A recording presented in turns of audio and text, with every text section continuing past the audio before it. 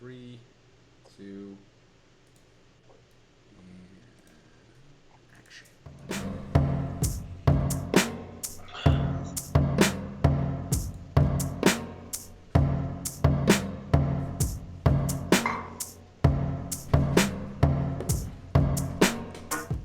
I'm a Roman, that's ex-samurai. I had the choice to die or live another life, so I chose to set fire to the entire empire because... What is up, everyone? Going on? Welcome. I am the Disillusionist, and we have Green Lantern with us as always. We are doing the late night podcast, which is, I guess it's not so late, but it's definitely night. And we're gonna have a couple of drinks, have some fun, and talk about some old creepy shit. Good old-fashioned creepy shit. How you doing tonight, man? I'm doing all right. I had a pretty productive day. I'm just now winding down, you know. Sweet. Yeah, I actually so good news and good news today. I found a job, or I got a job rather, which would be good news and bad news for the stream, except for the job I got is working from home, just doing some old coding on the internet type shit. So Oh, nice. yeah, so I get to work whatever I want, and we can keep doing these podcasts whenever we want. Yay! That's awesome, dude. Yeah, man.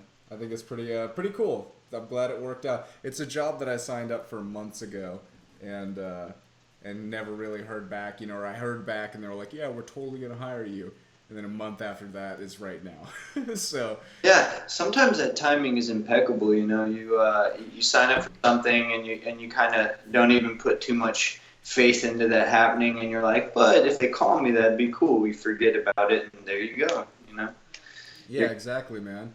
I feel like as much as I don't believe in any of this, like the universe giving back to me or anything, but maybe you could argue that because I'm doing, chasing this podcast thing, we're getting this going, we've got positive energy. I wake up in the morning a little more positive and ready to get out of bed because I got a goal for the day. It's getting a little kickback from old life there. Yeah, I don't think it's a coincidence that I have definitely been doing a lot more every day, plus the fact that we've been talking for as long as we have every day. And the best part is, like, we're never planning. It's never like, okay, well, we're going to talk for this long or we're going to talk for this many hours. There comes a point where it's like, all right, how long have we been talking? And then we kind of switch a gear, to see, like, Yeah. and Yeah, absolutely. I've always liked that about our conversations because I can definitely appreciate that they evolved from arguments. You know what I mean? Because, like, I initially was coming from a place of, like, not wanting to hear the logical side of things, but when you start looking at both sides of the same coin, you begin to gain a way better understanding of what you're trying to perceive in reality. Yeah, man. No, it's always good to round out your ideas by kind of bouncing them off of other people. It really strengthens your arguments or weakens your arguments. In which case, typically, it's a good idea to throw those arguments away and whatnot. Yeah. So I don't know if we got any contact. I didn't get a direct message from our Justin friend last time, but we'll see if he gets back to us. He gets back to us. That'd be cool. We might have my brother drop in a little bit later tonight and talk about some creepy stuff because he's into that kind of thing as well. Yeah, we got plenty of topics to try to see if we can tie them together or not. I don't want to really use the word try because it's really a matter of if the dots connect or if they don't. It's not let's try as hard as we can to make two separate events connect because that's not that's not really how the scientific method works at all. Not to say scientists by any means, but if you approach things with that method of thinking, you're going to come up with a much more realistic way of looking at anything. Right, and I think that it is important for everyone to know we're just having conversations here, guys. It's It's not about. I don't think anything. We're gonna talk about serious issues, but taking this all too seriously or as gospel would be a stupid idea because we're just throwing shit around. On the other hand, though, if some of our topics start striking up the interest of people that do know what they're talking about and they want to get on the show and start kind of, I dare I say, correcting us, because I'd like to think that we're on some accurate course. I'm sure there's some errors in the things we've said so far because they're raw, they're not edited. Um, but at the same time, the more people that we talk to, the better we gain an understanding as a collective, as I've said before. Yeah, absolutely, man. Yeah, I would. I mean, I would be fascinated to talk about anything to anyone who is more than a layman on the subject. I love. I'm fascinated by almost anything where people have heavy interest, except for maybe if you're like, hey, what, a quilting aficionado, they could be a fun person to talk to. They could teach us some shit that we probably hadn't heard about before. It really depends on the situation. Everything, to each their own, as they say. It really depends on what you're an aficionado of, Mm-hmm. and Absolutely, man. what people just. Well, I threw out the links. If you want to throw out any links, we can get as many people into the room as possible. It's 8 o'clock. I think that we'll start getting the trickle in. It's also Thursday night, which I don't know about Austin. I think I remember Austin being this way, but in Houston, Thursday night is like the new Friday night. No one waits for Friday anymore. It's like, fuck Friday. We can come in late on Friday. Let's get drunk Thursday. Yeah, I'm a day-to-day kind of guy, but yeah, I've definitely stuck by the 5 weekdays, 2 major weekend days. Like, I've stuck by that cycle even when I've tried to avoid it. Even when I tried to do freelance work, you still end up kind of falling in suit with the people that are working those hours. Well, But and I think go that ahead. kind of stems from. I think it is good. People like the idea of weekends, and I think even left to our own devices, we would all probably participate in weekends because it's good to have a couple days in every week or so where you just go, I'm not fucking doing anything I don't have to today.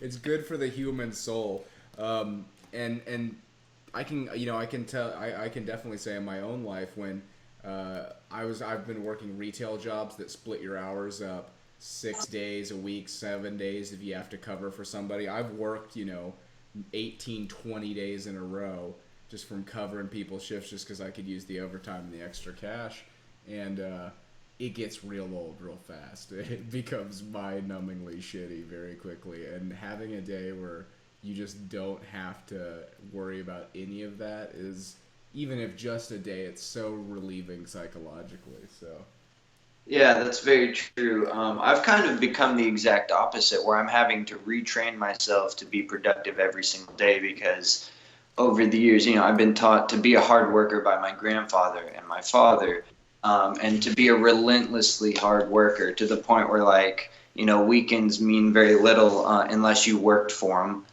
right. And if you don't work hard, you kind of lose what you have. And so when I had the instant I had the chance to shy away from that concept, I was doing everything I could to do the opposite of that, to only work as hard as I needed to when I needed to. Um, but at the same time, there's a balance to that because the only way you grow as a person is if you push yourself to work harder. And so every day, I'm trying to come up with more ideas, be more creative, work on music, build something, write something down. Try to take notes on this show so that our conversations hold more water and they're not just I guess this happened, I think this happened, I heard this happen. We Yeah, I have. think I think the more we do this, the more we'll and it's just kind of a natural need within myself too. Like at first, it just started, hey, let's have a conversation live on the internet because why not? And as we keep having them, it's like, oh, we should probably research some of this or at least take a look into it so we can have a more developed conversation, more worthy conversation, I think. Worthy is a good word because if we're trying to get a message out there, we need to know what we're talking about, and we need to spread the appropriate message, the accurate message to the people that are listening. Yeah, yeah, Okay. and we're not going to be 100% accurate all the time, but trying to achieve our best form of accuracy, I think that's the most important. Well, I mean, it's also important to look into the concept of questioning everything. So whatever we talk about, you always look into it yourself, because there's always going to be people attacking these types of conversations and saying they're not true in this way or that way. And so backing up information is not a bad idea. Yeah, yeah, absolutely, man. So first topic up tonight. Where'd you want to start? What do you think, Ken? Well, I think yesterday, last night specifically, we started out in a really dark place, and we didn't kind of have any substantial information to back up what we were talking about. There was a lot of, well, if this is true, then it's really fucked up. And so I was just kind of going back over some of the things that made me lean more towards the idea that there's something behind this Pizzagate concept, and it wasn't just, some weird form of hype that was created by the internet. I don't think there's nothing behind it, because there are these weird little connections that you don't see unless you're looking for them. Where in mainstream news, certain people were held accountable for actions that they do not mention when they go back to the States. And years later, their cases are dismissed by unknown people that have the authority to sign off these warrants in, like, Haiti, for example. We're about to watch a video, I think, if you're going to get that rolling, showing this guy named Daniel Pai who claims that there were no charges against him, that he was just being held in a jail cell in Haiti for no reason. And the person that posted the film, we need to get his name so I can put it in in the comments or something to give credit to him. The person. His channel's name is Dufon Chin. Okay. Well, in his description, he's pointing out that there were actually molestation allegations in his. I'm trying to think of the right word. Missionary, right? Like he traveled to Haiti as a missionary, and then had these adopted children, and then there were molestation charges that he did not admit to when he was being interviewed. And so it's important to look into this and see if there's any truth behind it. So the reason to check this video out and maybe take a little bit of a look at it is because we are maybe connecting some of the dots or asking the questions of who is aiding and abiding these people, and is there evidence that there are people who are doing horrible things to children and somehow skirting the law for it, for the most part. And I'm sorry that we're the ones that have to bring up this topic, but I really do feel like I'm only going to be able to get this off my chest once we have the ability to do something about it. And if this is the only way we can do something about it, then that's how we're going to do it. Yeah, man. Well, let's kick into it, and we can see what we think about this video. We're gonna start off dark. I've got a story I can interject that ain't as dark, and then we can go into more. Well, let's just get it going. Let's get it going here. So let's. This video is about a man named Daniel Pai, I believe. Yes. All right. So let's throw. Pai, I'm an American citizen. I've been in Haitian jail since October 13th of last year. It's going on 5 months now. I've yet been given any formal charges. Well, that is the American Daniel Pai in jail in Haiti for 5 months, as he said, without a single charge. We first brought you this story about 2 weeks ago. Right. He's 29. He's a Christian pastor running an orphanage with his... Real quick, and I'm going to take a pause because I know that I want to see if we get any kind of feedback on some of this information, or if we will be able to, because I'd like to be able to play this to where you can hear some of what's going on while we're listening to it. Yeah, I can't hear. can't hear or see any of it, but at the same time, I've watched the video before to get an idea of what the interview was about because I was kind of confused as to what I was watching at first. So I'm gonna, real quick, I'm gonna turn this up just a bit. I'm trying to see. Go ahead and talk a little bit. I'd be careful with that because the echo. Turn it back. Yeah. Well, I want to make sure that we don't hit any massive echoes here. But yeah, go ahead and keep chatting a little bit. Last time I was only able to hear it after the fact, that after the video was produced. So I don't necessarily need to rewatch the video because I remember quite well how the conversation goes. Okay. It's specifically the fact that he says that there are no allegations, that there were no charges, and if that's not true, well, that needs to be looked into. All right. Well, let's. I'm gonna go ahead and I'll fire it back up, and I'll take a pause and notify you. I think what actually, as we were talking about a little earlier before we started the stream, this might be a good reason for the headphones, because that might be one of those situations where you're not getting any feedback loop, so I can play stuff back to you without it echoing through your All right. your mic. Well, I'll go grab some. We don't have to do it right now if you don't want, but I'll just go grab some. okay. All right, so sorry, having a little technical difficulties. I don't know technical difficulties. We're still figuring this out as we go. So yeah, there's going to be some times where this kind of shit happens. But I think what I'm trying to do is play the video, allow Lantern to hear it, and not have this big massive feedback echo. So I think I'm going to be able to do that. But There's also a microphone in these headphones, so we might need to be careful. all right. Is the microphone built into it, or is it? Can you hear me? I can hear you. Yes, I can. Okay. All right, sweet. So I'm gonna try this. I'm gonna turn this up just a hair. I'm gonna play the video, and you should be able to hear it through my microphone. But if there's nothing playing out of your speakers on the phone, there shouldn't be any feedback issues. So. His wife in Haiti and has been for years. Days after we talked to his wife, Leanne, who's, by the way, 9 months pregnant. Live here in America's Newsroom, Danny Pye was released from jail. In his first television interview since then, he's live with us in Sarasota, Florida, with one of his little girls. I can't imagine what you went through, and I'm sure you are absolutely... All right. Yeah, no, I already know. I already know what you're quickly. gonna say, dude. I already fucking know what you're gonna say. But we are definitely definitely seeing some weird shit already. He's sitting next to this girl. He is holding her hand. I believe it's an adopted child as well, right? Yeah, he's holding An her orphan hand. or an orphan child that he just adopted. I'm not entirely sure. We might need to fact check that.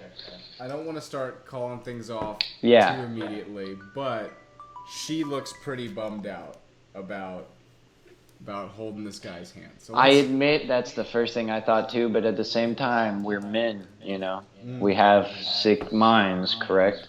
But at the same time, it's important to be observant of all the details of what we're watching. Right. Okay. So let's start this back up. Elated to be home and reunited with your family. They made an effort to come and talk to the judge in Haiti, all that to no avail. Why were they holding you after you were only trying to do good work in that country?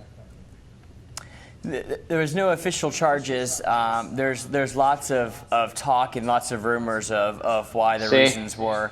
But I was arrested actually just 2 different times and held for 5 months in the jail with the charges of contempt of court and false documents were the official charges, but they never came into, they was never charged with them, but those were the accusations. So what did the judge come around to? Why release you?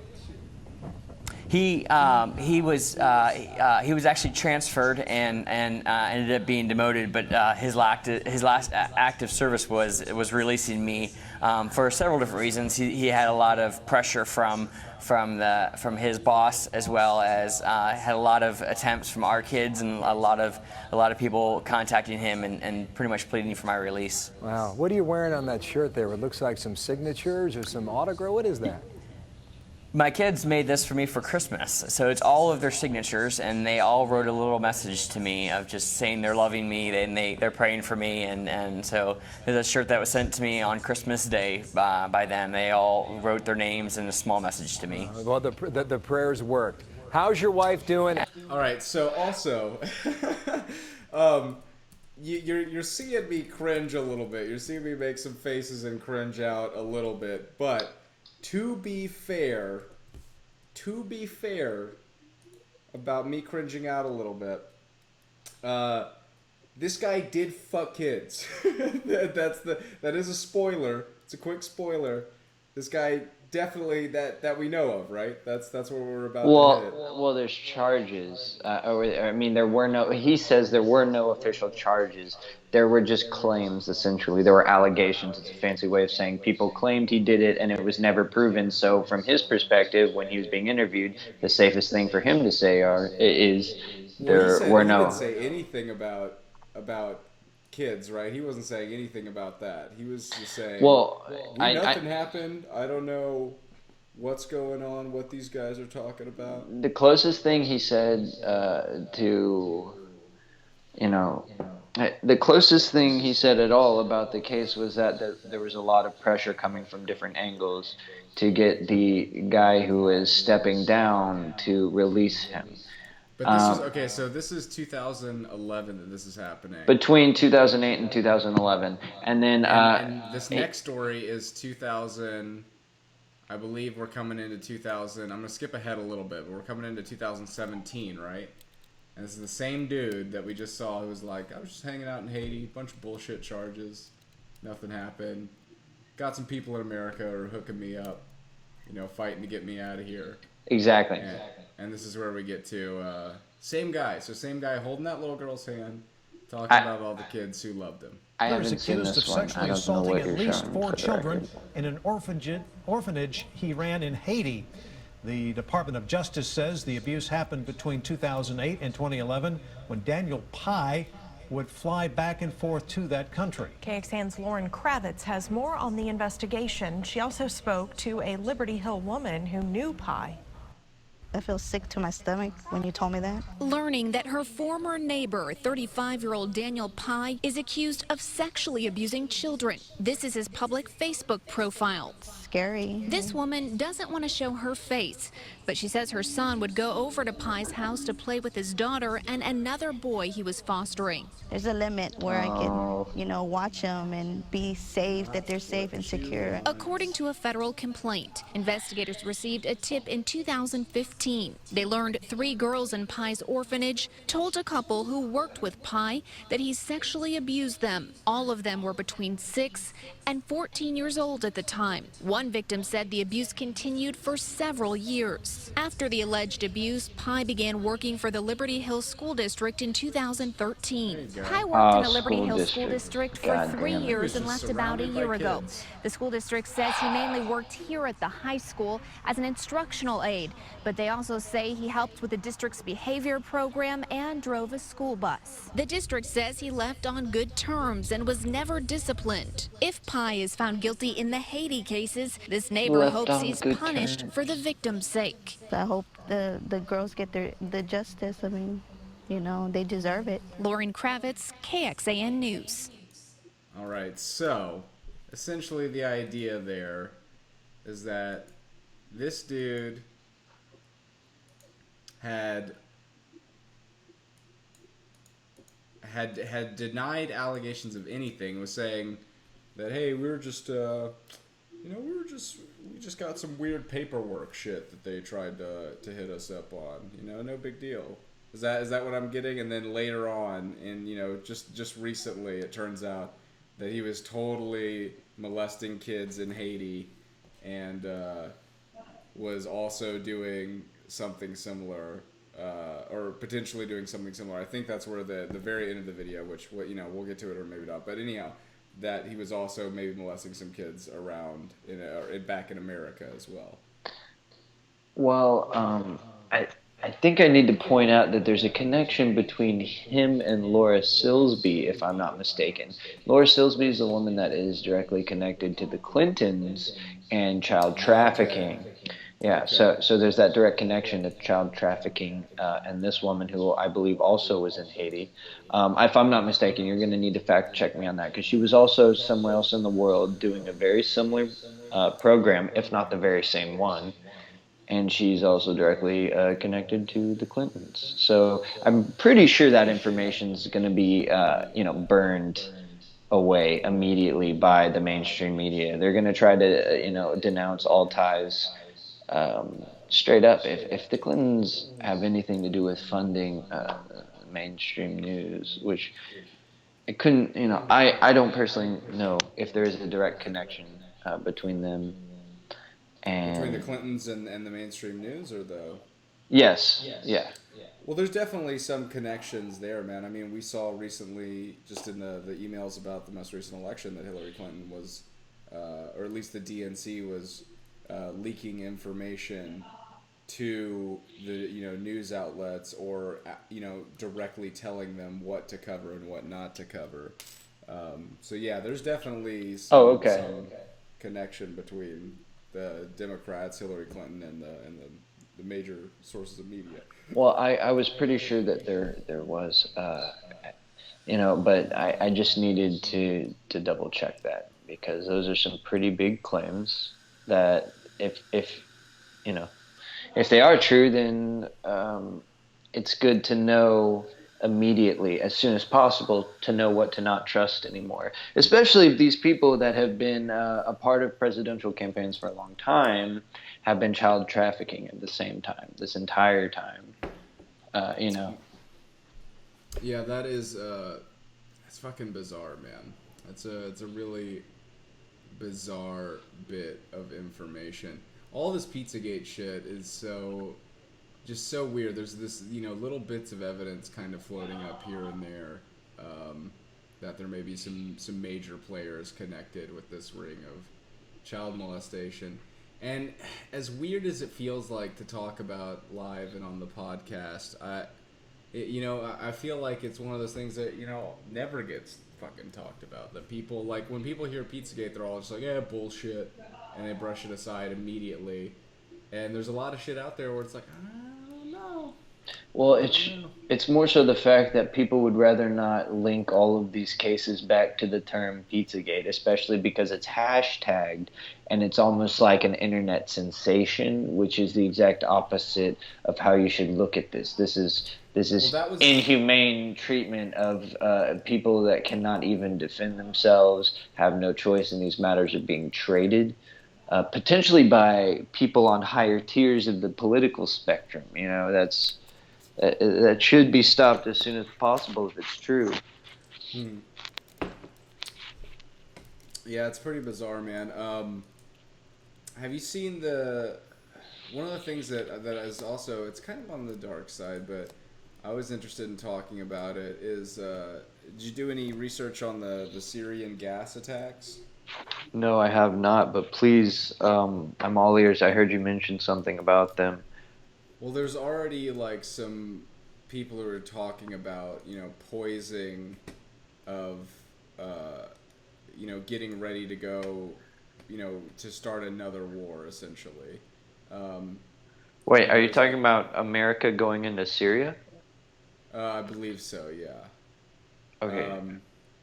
So who caused this gas attack to occur? Do we know? Do we know, like, what terrorist faction caused it to occur? I could pull up some information on it real quick.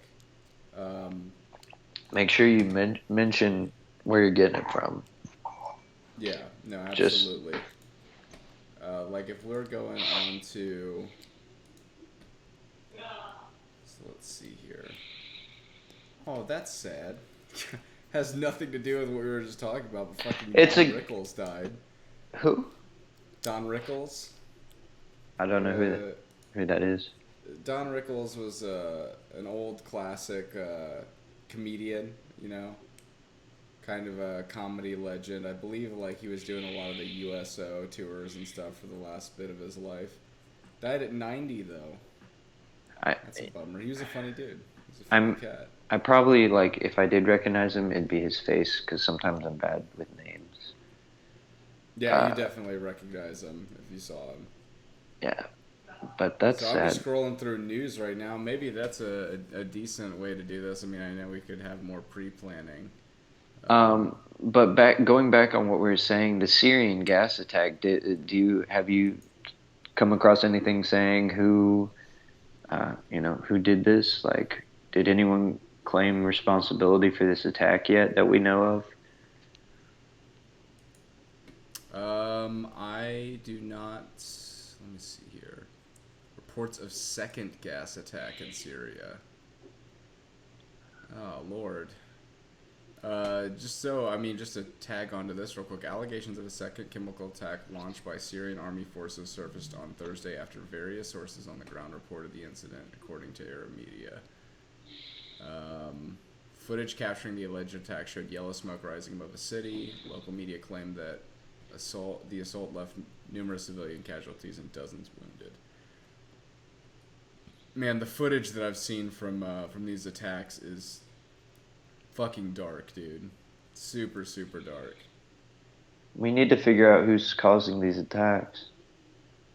Yeah, I believe U.S. launches missiles at Syrian base after a chemical weapons attack. That's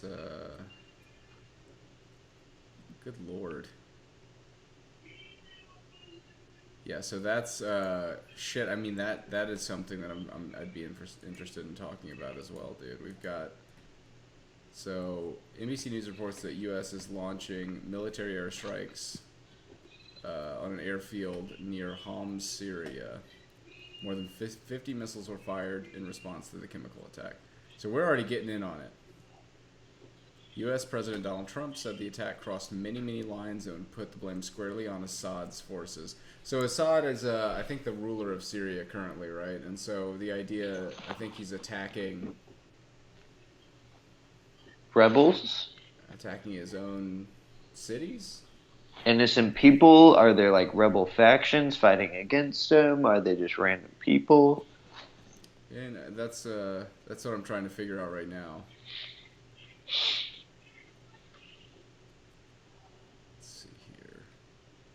No, this isn't fucking riveting.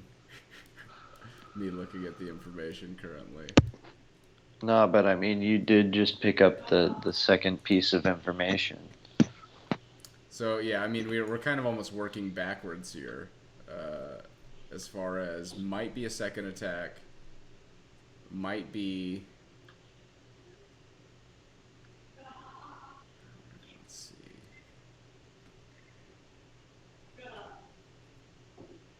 Yeah, that's that. I mean, everything. There's so many fucking posts on our attacking Syria currently. That's like all I'm able to pull up.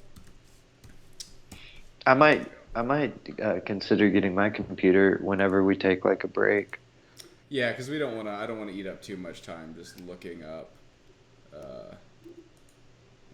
what is actually the facts 100%. Yeah, because if we're both doing it, it would definitely cut out the airtime, of that. Yeah. Well, here we go. Okay, so Beirut, Lebanon, one of the worst chemical bombings in Syria, turned a northern rebel-held area into a toxic kill zone on Tuesday, inciting international outrage over the ever-increasing government impunity shown in the country's 6-year war. Western leaders, including President Trump, blame the Syrian government of President Assad. So, essentially, it's looking like it was a gas attack just on civilians. Dozens of people, including children, died, some writhing, choking, gasping, or foaming at the mouth. Jesus.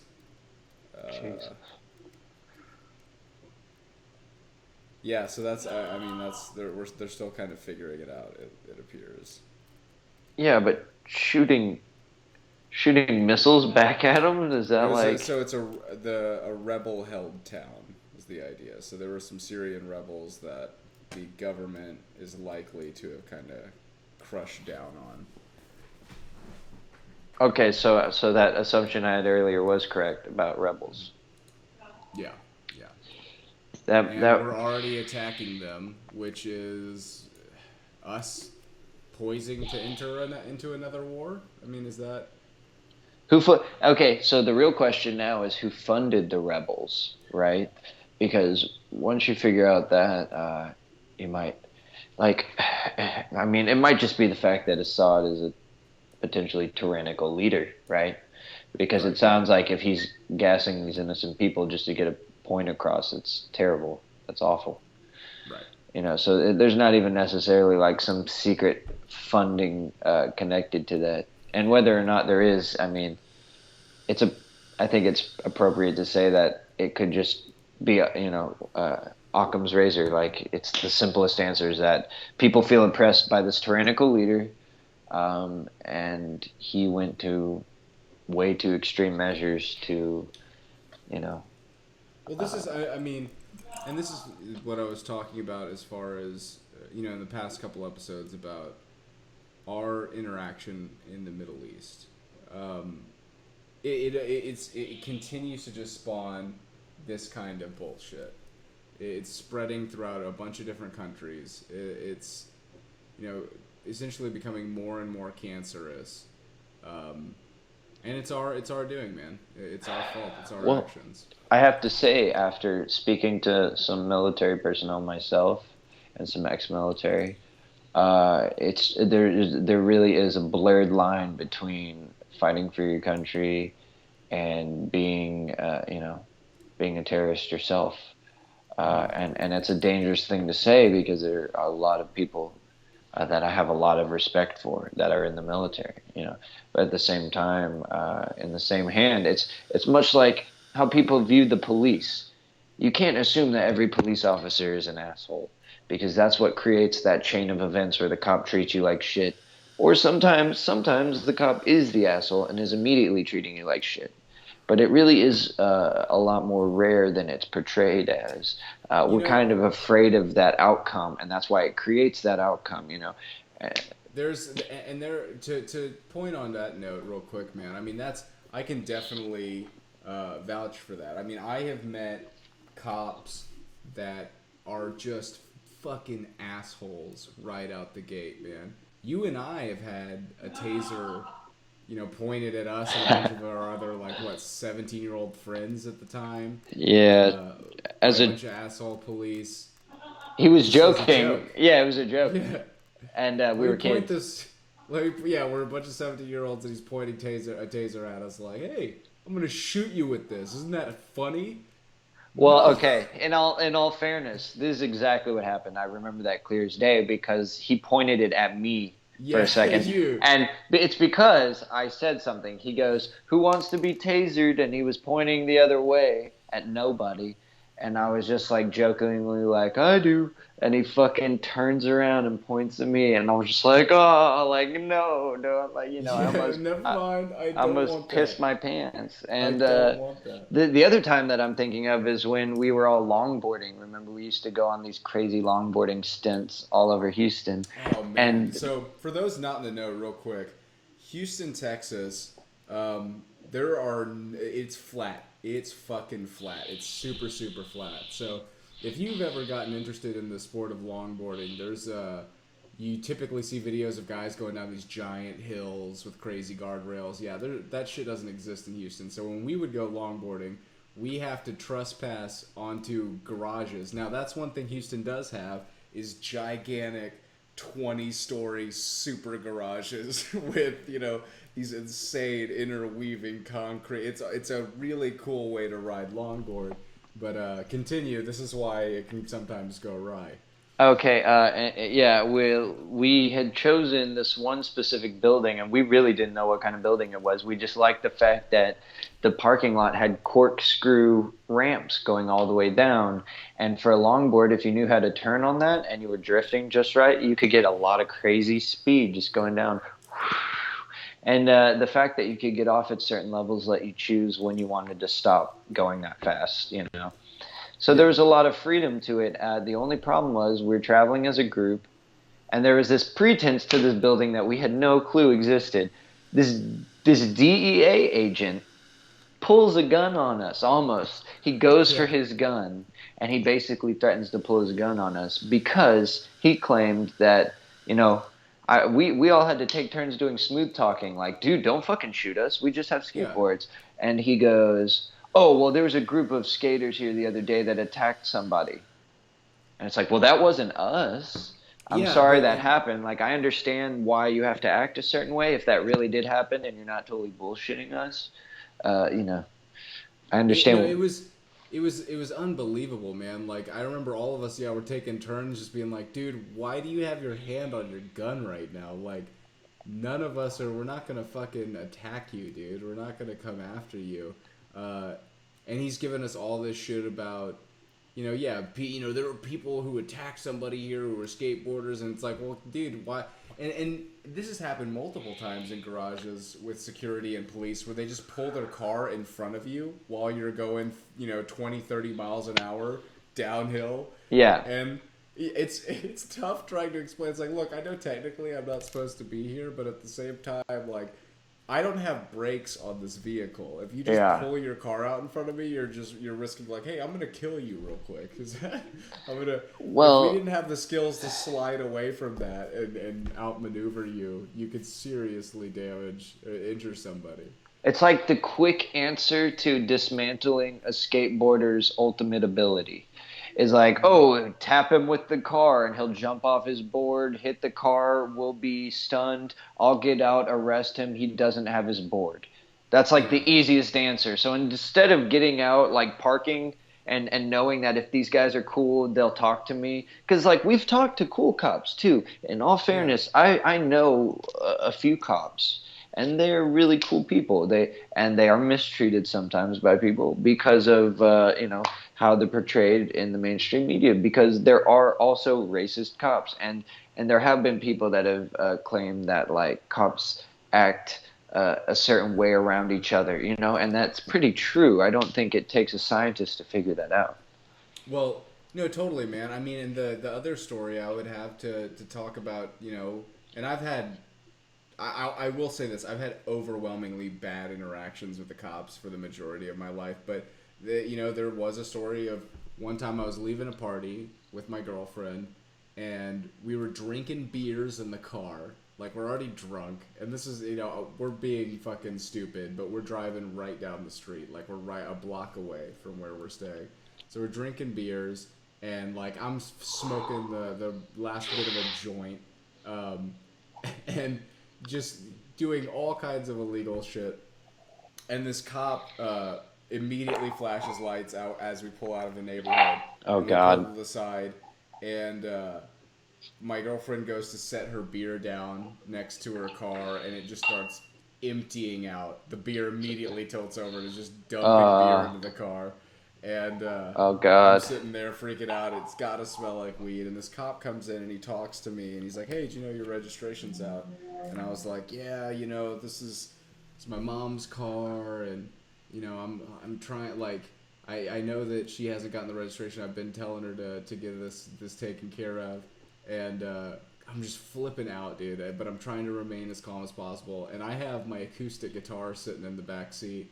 And he looks at it and he's like, oh, hey, man, you play guitar? And I was like, yeah, oh, dude, I love guitar. He's like, what kind of guitar you got back there? And I'm like, oh, this Taylor acoustic, and I start explaining to him what it is and, why it's so awesome. Or no, it was my Breedlove acoustic I had at that time. I love that guitar, dude. It's a great guitar, man.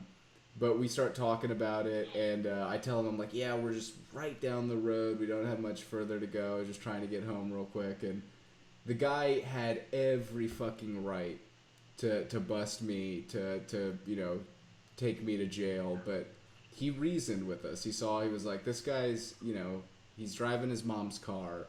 He's got, he seems to be a cool enough guy. He's not so fucking fucked up that he can't form a sentence. He's talking to me decently enough.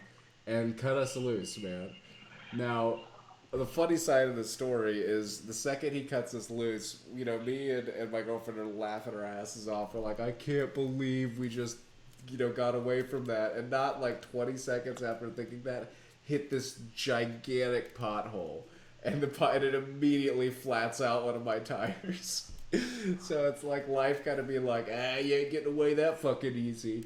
And I remember as we're riding home on this tire, this just flum, flum, flum, flattened out. I was like, this is still better. I'd take a flat tire any day of the week over going to jail for weed and beer. Right. But, there was a decent human being. That cop was treating us like a decent fucking person. Wasn't being an asshole. Wasn't being a piece of shit. Saw that we didn't have far to go, and we were decent people, and he could give us a break. Nice. Yeah, those moments happen every now and then. They're sprinkled into life. Hopefully, not. I can't say that it's the same for every single individual, but yeah, and on the flip side of that coin, I've been pulled over in California by Border Patrol and had all of my shit in my car ripped out and had been placed in handcuffs and told I was going to prison because they found a pipe in my car, which was fucking hilarious. I remember so clear as day, the look on the guy's face when he pulled the pipe out and was like, I thought you said you didn't have any weed. What is this? And he's holding up this pipe, and I was like, it's a pipe? I don't know what to tell you, dude. I didn't even realize that was in the car. Oh! And just, the guy starts fucking losing his mind on us. So, yeah, I've definitely, I've encountered every type of cop. And while I'll say 90% of the time they're shitty, and they will do some form of abusing their power, there are some decent cops out there. That's all my personal experience, but... Okay, well, I think it's a good time to change up gears. We're talking about cops for a little bit, kind of giving them a fair vantage point or a good, like a level playing field in terms of trying to express who these types of people can end up being when you're given that much authority. There's statistics that show that any human that's given that kind of authority is going to abuse it 8 to 9 times out of 10. So it's really, I think what I'm going to switch it into is another thing that we were talking about last night that I didn't have a lot of information at the time to back it up. I did base it off of a radio talk show that I had been listening to, and I've listened to some of the same recordings of it for hours, just because you kind of get used to listening to it while you're driving, and so I've listened to some of them multiple times to get the full story. But I also sent you that Reddit link where people have kind of come to their own conclusions and taken some of the more questionable and mysterious stories and focused upon them and taken all the different viewpoints of what happened from from the survivors or the victims, putting the story together, trying to make it sound as realistic as possible, and it still ends up sounding really bizarre. So is this the missing child robot grandma? yeah, that title. That title. I mean, it kind of says it. But at the same time, you really need to look at it in depth. There needs to be an in-depth analysis before you make any judgments. I know what you're thinking. Maybe. Well, I'm not sure. I'm going in dry on this, but I'll go ahead and read this out loud, so we can get the full idea here. Because I have no idea what this is about, other than that little piece of conversation we had. I think it was last night, right? Well, before you start, let me just add that my viewpoint of it is from listening to Dave Paulides tell the same guy a summarized version of this story. So what you're reading is the multiple layers of this story as edited by a Reddit a Reddit user. So this So is a it's post by Redditor Dagathur28. Dagather? Is that a Dagather? All right. if you're ever watching this, thank you for providing this material, because I am a listener of Dave Pilates, as I've mentioned before. So this is helping me out a lot right now. So this is a little story called or titled "Missing Child, Robot Grandma, National Parks." I'm sold just on that. That sounds amazing. Sounds creepy. Child. It sounds super creepy, and that's what we're getting into in the late night. Okay, so in order for this story to have a little more impact, it's necessary that I give a little bit of background. There have been a series of books published by a man named David Pilates, which chronicle the many, 3 minutes, disappearances that have and continue to occur inside the near national parks worldwide. Although Mr. Pilates tends to focus on North America, I can understand, or that's I guess his extent. I can understand why you might think that there isn't anything particularly strange about people going missing in large, thick forests, and you'd be right if these disappearances were normal. Oftentimes, these people disappear in a matter of seconds. David has a profile that missing persons case needs to meet in order for him to investigate further. People are missing or found near creeks, rivers. There's a geographical cluster, that's a little poorly worded. There's a geographical clustering of disappearances, I think is what was meant to be said. Yeah. Bad weather usually occurs just as the search party gets underway. Swamps and briar patches play a role in the disappearances. Many disappearances occur in the late afternoon. If a person is later found, they usually are unable or unwilling to remember what happened to them. The missing are often found in places that were previously searched. Berries are somehow related to the disappearances. Yeah. Okay. Before you go any further, I'd like to say, when it says berries are sometimes involved, it's like these people that go missing and they're not found for a long time. They go up and down these trails, and then all of a sudden they find the kid they've been looking for. After a week of going up the same trail, there he is, laying perfectly still in the middle of the ground. The only thing he has in his system are berries from the park, from the woods. So, and some of the surviving kids say they were given berries. One girl says she was given berries by a dog man. So it's really weird. It kind of goes back to the Wendigo, the Skinwalker stories we've heard. Yeah, the dog man. Okay, so this story I will now relay is in one of his later books, and it really disturbed me, so I thought I'd share it with y'all. David starts the account of the disappearance by stating that he has changed the names and dates surrounding the events in order to protect the identity of the family. It did, however, occur in 2010. It was about 7 years ago. The location of this incident was near Mount Shasta, California. The age of the child who went missing was 3 years old at the time. We will refer to him as John Doe. John was camping with his family on the banks of a large creek. At approximately 6 p.m., John disappeared. The parents searched for their son for a number of hours before contacting the local sheriff and United States Forest Service. Approximately 5 hours after John went missing, he was found lying in a thicket directly next to a trail the searchers had been using. I want to interject here and say that in most of these cases, the people who go missing are never found or are found dead, so they were in no position to tell anyone what had happened to them. Well, David Pilates goes on to say that the parents of John Doe contacted him after hearing about his investigation into these disappearances with a bizarre story. About 3 weeks after the incident, John Doe's grandmother says her grandson told her that he didn't like his other grandma, Cappy. Cappy is the boy's name for Grandma Kathy. When she asked him to explain further, he said, "Don't you remember when I was lost in the woods? The other Grandma Cappy grabbed me and took me to a creepy place. She's really a robot. It was a cave with spiders, and there was purses and guns. I was too scared. I didn't touch anything. But when she climbed a ladder, the light made her look like a robot. There were other robots too, but they didn't move. She made me lay down to look at my tummy, then she tried to get me to poop on a sticky paper, but I couldn't go.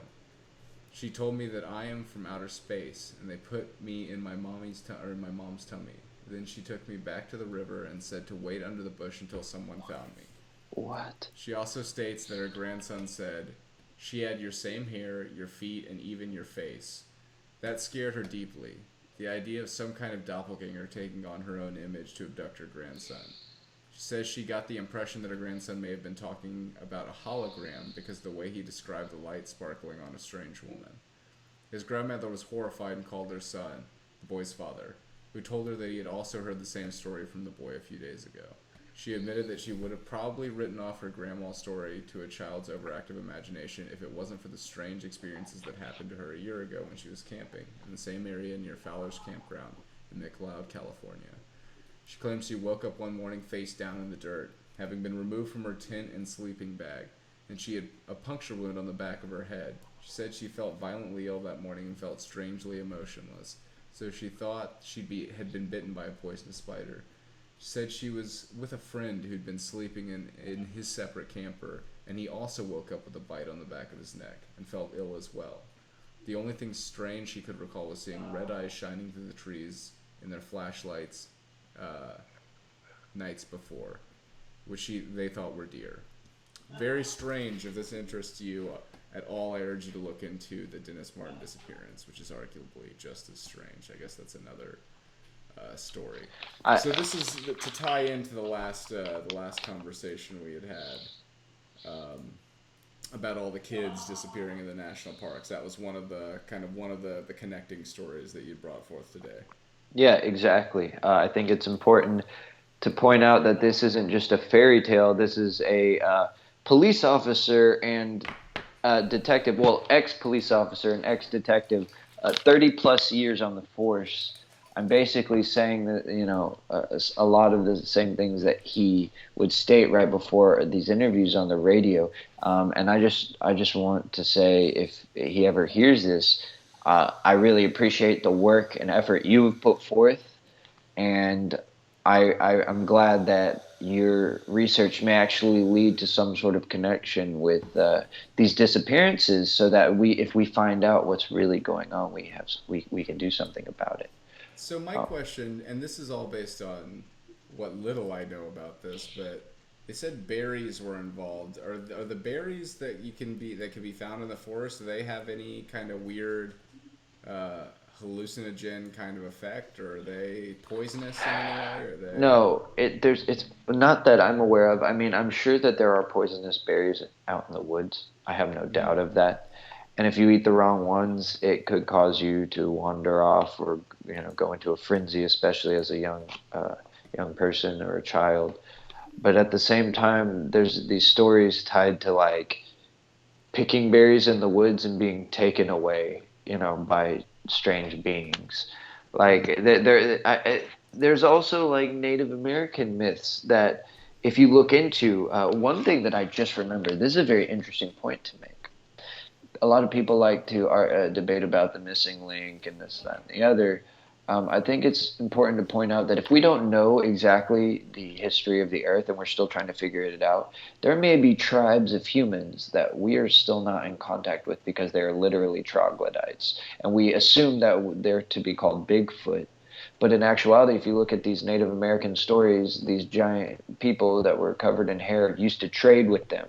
And they wouldn't go in certain sections of the forest because they would be taken away. The women and children would be taken away.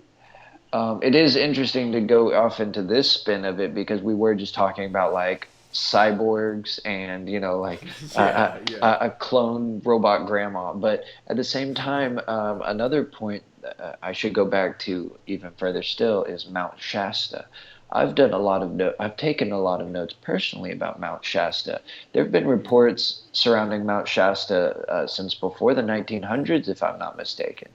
I know that there were occurrences where the train conductor, one of them, I don't know his name, there was reports of the train conductor just giving a tour to these people who would see strange lights as they were riding the trains across this mountain's base. They would see strange lights coming out of it and claim to see UFOs allegedly. And the mountain would light up and things like that. And the train conductor would be like, oh yeah, aliens run a base under that mountain. Like, he would just tell people that. You can look this up, actually. I would implore you to, because it's a very interesting little series of stories that connect Mount Shasta. And there's also a large series of disappearances around Mount Shasta. I'm not going to jump to the conclusion that there's a secret cybernetic alien base under Mount Shasta, but there's also some weird coincidences that surround it, and alleged alien encounters or abductions and things of that nature. All right, so my brother's listening in on the cast. Here's in the spirit of old creepy shit. He just texted me, dude, what the fuck? I swear on everything, I just heard a little girl giggle while you were telling that story on your end. I'm not kidding. I'm freaked the fuck out. Oh my god, that's the little girl from your old house that I heard. That's a real fucking story, dude. One time when I was at your old house, I was in an attic. Your attic room. It used to be an attic. Noe, I'm sorry, I'm freaking you out worse. I'm probably freaking him out even worse. But I'm freaking crying right now, dude. Like I was meditating in your room, and I was all alone, and I was focusing on this candle flame, and all of a sudden I heard a little girl laugh behind my shoulder, and I did not turn around. It sounded plain as fucking day, dude. Noe, you don't need to turn around. It's okay. Keeping eyes right behind me on my fucking... Are you keeping eyes on my 6, dog? Because I can't have fucking ghost girls creeping in on me dude, while I'm trying to do this podcast. It could be very well... it could be very... it could be said that it's freaky, dude. We can try this real quick. I'm gonna see if we can bring my brother in, because he's got a good story, a good creepy story about the old house that we used to live in. Oh god, yeah, definitely. Let me see if I can add him to the call real quick. Let's see if he picks up there. Give him a quick little. I'm keeping. Quick little call. All right, you there? Lantern still there? Yeah, I'm still here. Are you here? Yeah, you got me? Yeah, got you in, man. What's up? Press the video. Press the video button. Oh, Noe. I'm sorry for freaking you out. Did you? Let me see. I'm gonna see if I can get you your video up on here real quick. If not, we'll just have voice currently. But, Get the light out from behind you so we can see your face a little bit better. Tucker? Did you read the text I just sent you? Yeah. About the little girl. Yes. Okay, so what did you hear? What did you? Because I swear to God, dude, right as you started that story, about like a minute in, I heard a fucking little girl giggle from your end of the camera. From my end or his end? On his end, and it was as you were talking, and it could have just been a chair squeaking, but like it genuinely chilled me to the bone, because it was like right as you started to get into the creepy part of that story. But if you might be able to watch it back after you're done recording. Oh god, that might be like that might be really freaky, dude. I'm fucking crying right now, like not just like out of you know how your eyes tear up when some fucking crazy shit happened, dude. Because did you hear the story I was telling right after you sent that message? No, I called them, so I missed like a minute after I sent that message. Okay, Noe, I'm gonna tell you a story that's gonna probably freak you out a little bit more. Okay. And real quick, by the way, just to throw this out there, this is my brother Noe. We've known each other all each other's lives, but he's gonna go ahead. You guys chat real quick. I'm gonna pour myself another drink downstairs, and hopefully the fucking gagooey doesn't get me. So try to sit down and yeah. Give me 1 second. I'm just packing my lunch for tomorrow. I got a 9 to 5, dog. Skype will automatically kind of trade off on y'all's image, your video here. So. Yeah, Tyler, you keep going. Give me 30 seconds. Okay, so you can hear me? Yes. Be right back, guys. All right. Well, Noe, you remember your old house, right? Of course, yeah. So you remember Tucker's room? It used to be an attic. Yeah. Well, the thing when you said Tucker read out loud your text that you heard a little girl giggle, and it gave me chills, and it made me freak out, because when I was alone, you know how I used to live in Tucker's room with him, right? Yeah. Okay, so living in his room, I'm meditating, and I'm staring at a candle flame, and I'm just trying to like move it with my mind. And I closed my eyes, and I started taking a deep breath, and I heard a little girl laugh behind my back. And it gave me chills. It gave me goosebumps, dude, and I did not turn around, because it literally felt like there was a little girl standing behind me, dude. I'm not even fucking with you. Dude, that's fucking scary. All right, I'm all done. I'm going to my studio right now. Cool. Yeah, take a seat, man. Get comfortable if you're really interested in this conversation. Because Tucker wasn't sure how to get other people on here for a second. I guess I should officially call him the disillusionist, so we don't break character. But at this point in time, I think it's not that important, because it's more important to get an idea of the reality behind this story. Is that you heard a ghost girl and did not know anything about that? Girl, but I heard a little girl giggle. Well, the reason I call it that is because, from my perspective, I had an event like that happen to me years before. So when you mentioned it, it freaked me the fuck out, dude. It freaked me. I'm not paranormal at all. I don't believe in any of that shit. Like the disillusionist, but it freaked me out. The logical side of me says, or the skeptical side says, yeah, that's probably Tucker's chair squeaking, but that's not what it sounded like. Try to squeak your chair real quick, Tucker. Just this chair can be squeaky as a motherfucker. Is it little girl squeaky, or is it? I don't know. It's a weird question. Can we hear anything? That's a weird question. I'm trying to squeak it. Okay, you're good. Don't worry about it. Yeah.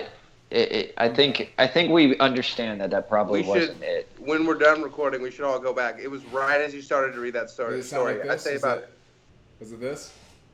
No. Fuck no. That sounds creepy too, though. For the record, that sounds like someone's going. Yeah. There's also a dog just ran in here, so that might be. But we don't. So there's no laughing little giggly girls on your end, eh? Tyler. No, I didn't. I didn't hear. Sorry. I mean, well, whatever. We've already all broken character, but at the same time, I think it's important to mention your story about that house now as well, Noe. So you've got a story that creeped me out, and once again, I'm not, I'm a pretty big skeptic when it comes to. A background on me, I was obsessed with ghosts when I was a kid for the longest time. I would go out of my way to put myself in creepy situations. I remember that. You used to do ghost hunting situations, right? Yeah. Like if someone was like, "Oh, I saw this creepy ghost girl in the, over in this room," I'd be like, "Yeah, I'm gonna go run in there and turn the lights off and see what's going down." I was always super, super intrigued by it. But this Noe's got a story that to tell. Yeah. You're talking about the New Year's story? Yeah. Okay, so this is right about the time where the same house that Green Lantern was talking about, where you heard the little girl giggle.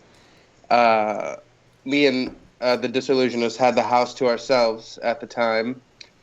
So it was just me and him, and it was New Year's Eve, and I had visited one of my friends, and on the way back, I remember it was like very eerily quiet for New Year's Eve, right? I didn't hear any fireworks, any firecrackers, no drunk motherfuckers on the road. But anyways, when I get home, it's a dark house and I'm all alone. Didn't really creep me out. So I'm watching Rosemary's Baby, because I've always heard some great things about that movie. And what was funny was it really didn't creep me out at all. It's a good movie, but it's super super slow going. Old school horror film. Yeah, great film, but not like at the time. The Disillusionist and I were watching like Martyrs and stuff like that. Really high tension, get your blood your blood pressure going, your heart rate going. But right as the movie ended, I heard the Disillusionist get home, and I'm like, oh sweet, I'm gonna go chill with him. It's it's still New Year's Eve. We can go get some drinks going, get a little weird going. Get a Doctor Strange fest going. But as I go in, all the lights are still off. As I leave my room, all the lights are still off. And I'm like, that's weird. I didn't hear him talking either, but I heard someone go up the stairs, and I heard the door unlock, close, lock. And then I heard, what the sound sounds like, when you're going up the stairs. That's because those stairs were super squeaky.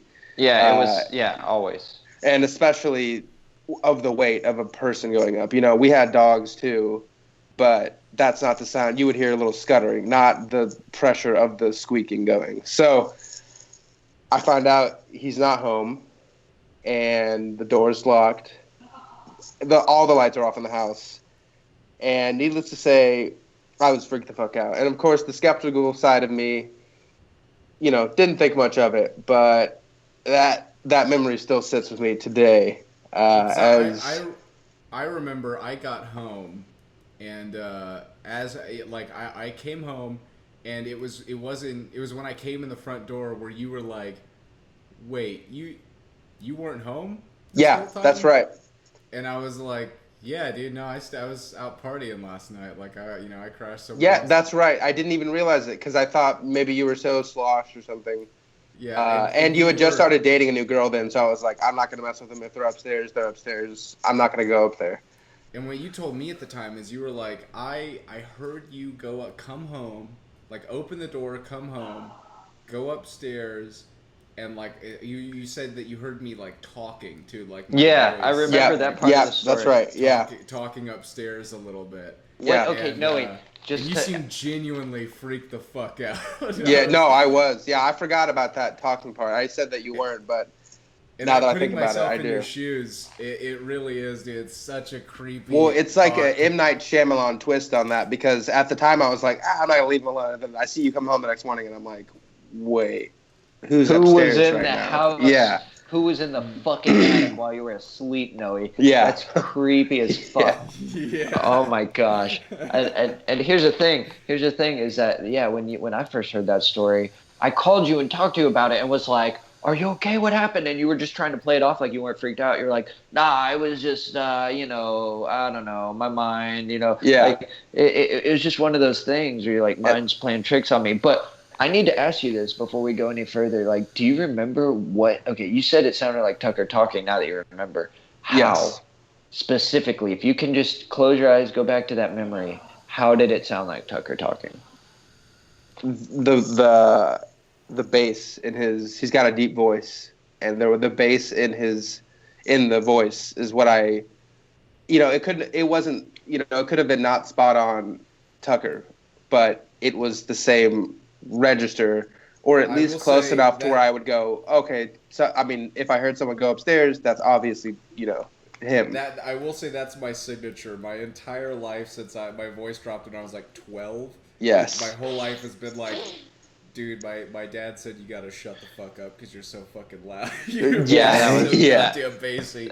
That's a quote from me when we were younger, because we would just have all these awesome conversations that we're having now. We would have them like at my dad's house while we're trying to go to sleep, And but now there's just oh man, it's real how freaky that is. On a slightly more humorous note, another great memory from that night, even though that was scary, still a good memory of the old house.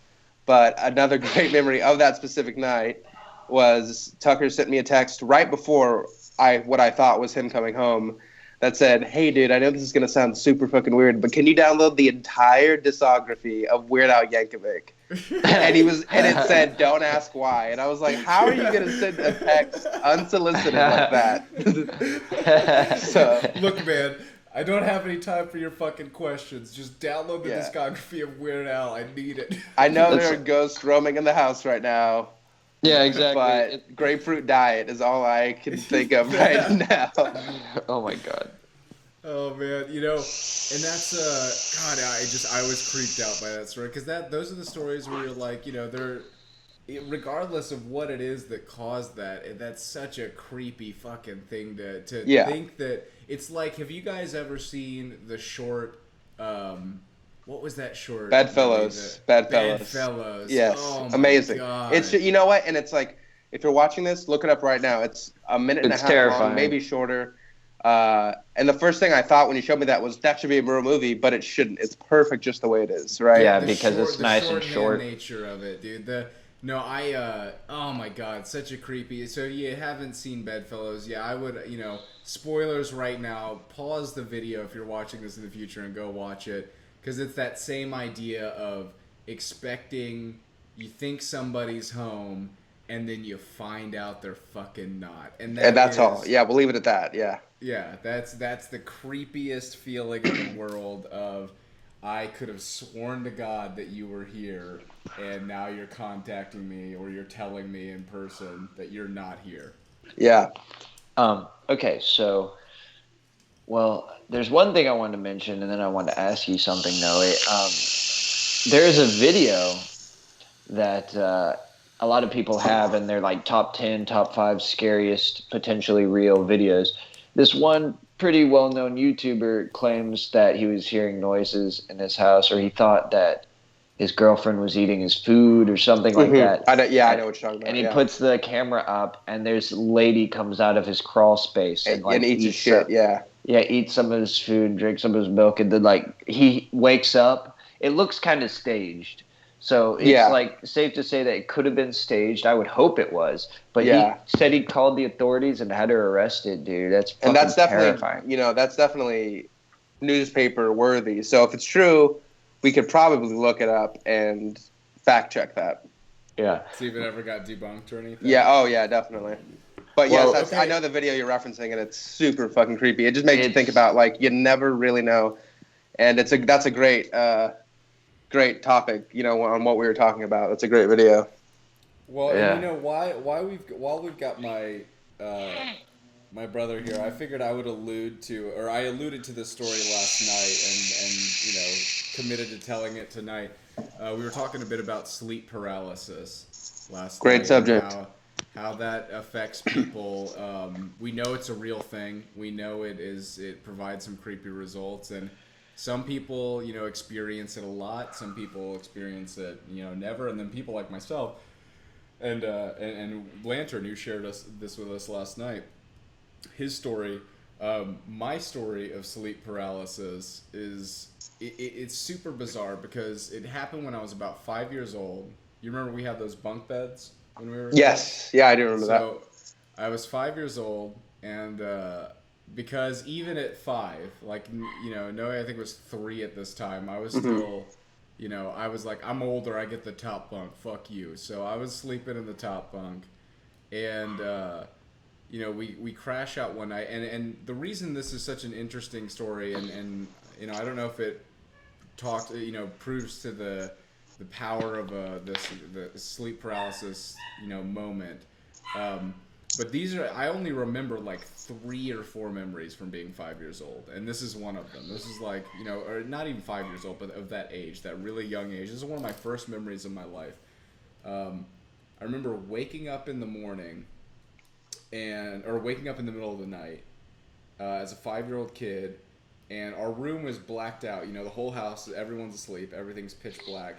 And I wake up and there is this green aura on the ceiling, just this green, looks like this weird translucent veil kind of shifting on our ceiling, and I hear it sounds like a radio frequency of this weird, bizarre, mixture of different voices, and they're not speaking any language that I've ever heard. It just sounds like weird squeaks and jumbled mumbling.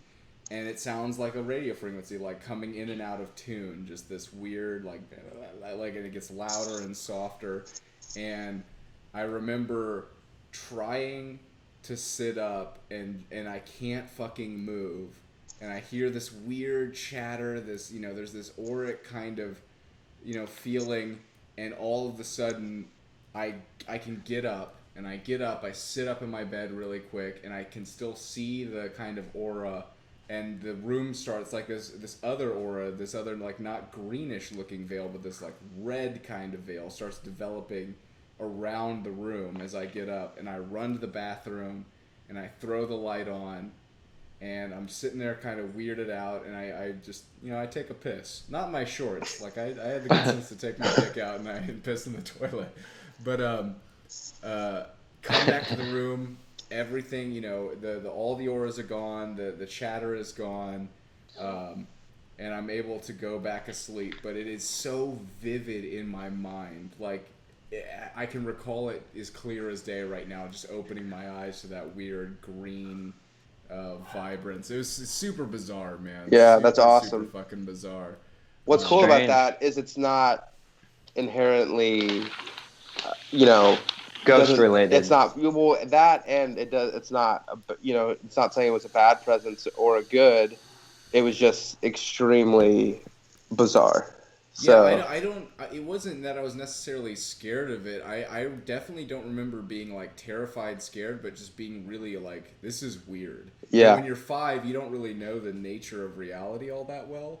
And so for me, it wasn't like, this is totally impossible, this couldn't happen. I was just like, this is fucking bizarre. So I had that when you feeling of, when you describe aura, are you talking like aurora borealis, like the northern lights, or like very, very much like that, like a translucent, semi-visible kind of aura. And what's weird to me about it, like what really is bizarre and what stuck with me as a kid, is that we didn't have any lights on in the room, but it was lighting up the room. Like I could see everything in that kind of, like almost like a big giant night light was turned on the ceiling. Yeah. I could see, I could see you in your bed. I could see the bed itself. I could see our dresser drawers. I could see everything in the room, but there wasn't a light turned on. We only had an overhead light in that bedroom. So it was just weird, a weird thing to encounter, and it stuck with me so heavily through The my only life. lights we had in that motherfucker was our little Game Boy clip-ons. You remember those things we used to play Donkey Kong? The little Game Boy clip-ons? Yeah.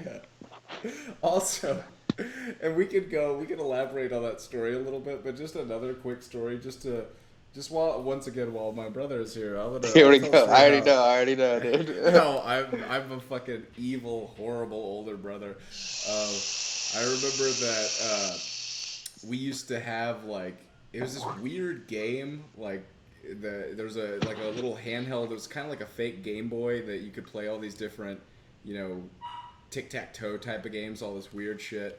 And me and a buddy of mine were having a sleepover, and Noe's passed out in his bed, and we're playing this little game, and we notice that he kind of starts fidgeting around in his bed to the sounds of the game. So while he's in this kind of pseudo sleep, me and a friend of mine, Alex, creep up, and I was just like, I'm gonna get you.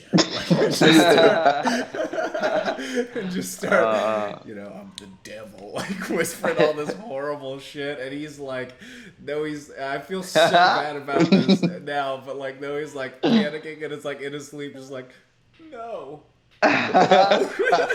It's so horrible. But as a kid, we were fucking laughing our asses off. We thought it was hilarious. That is funny. I thought you were going to mention, I actually thought you were going to go into, since we were in the realm of sleep paralysis and dreams, about how I used to, in the same house, same age, how I'm a huge sleepwalker. And oh God, you used to you could take it off from here. But let's just start off with, let's preface it with, I sleepwalk a lot, especially when I'm stressed or I'm in a new place. But I don't. Oh my God. I do this thing where I don't always just sleepwalk, and you can take it from there.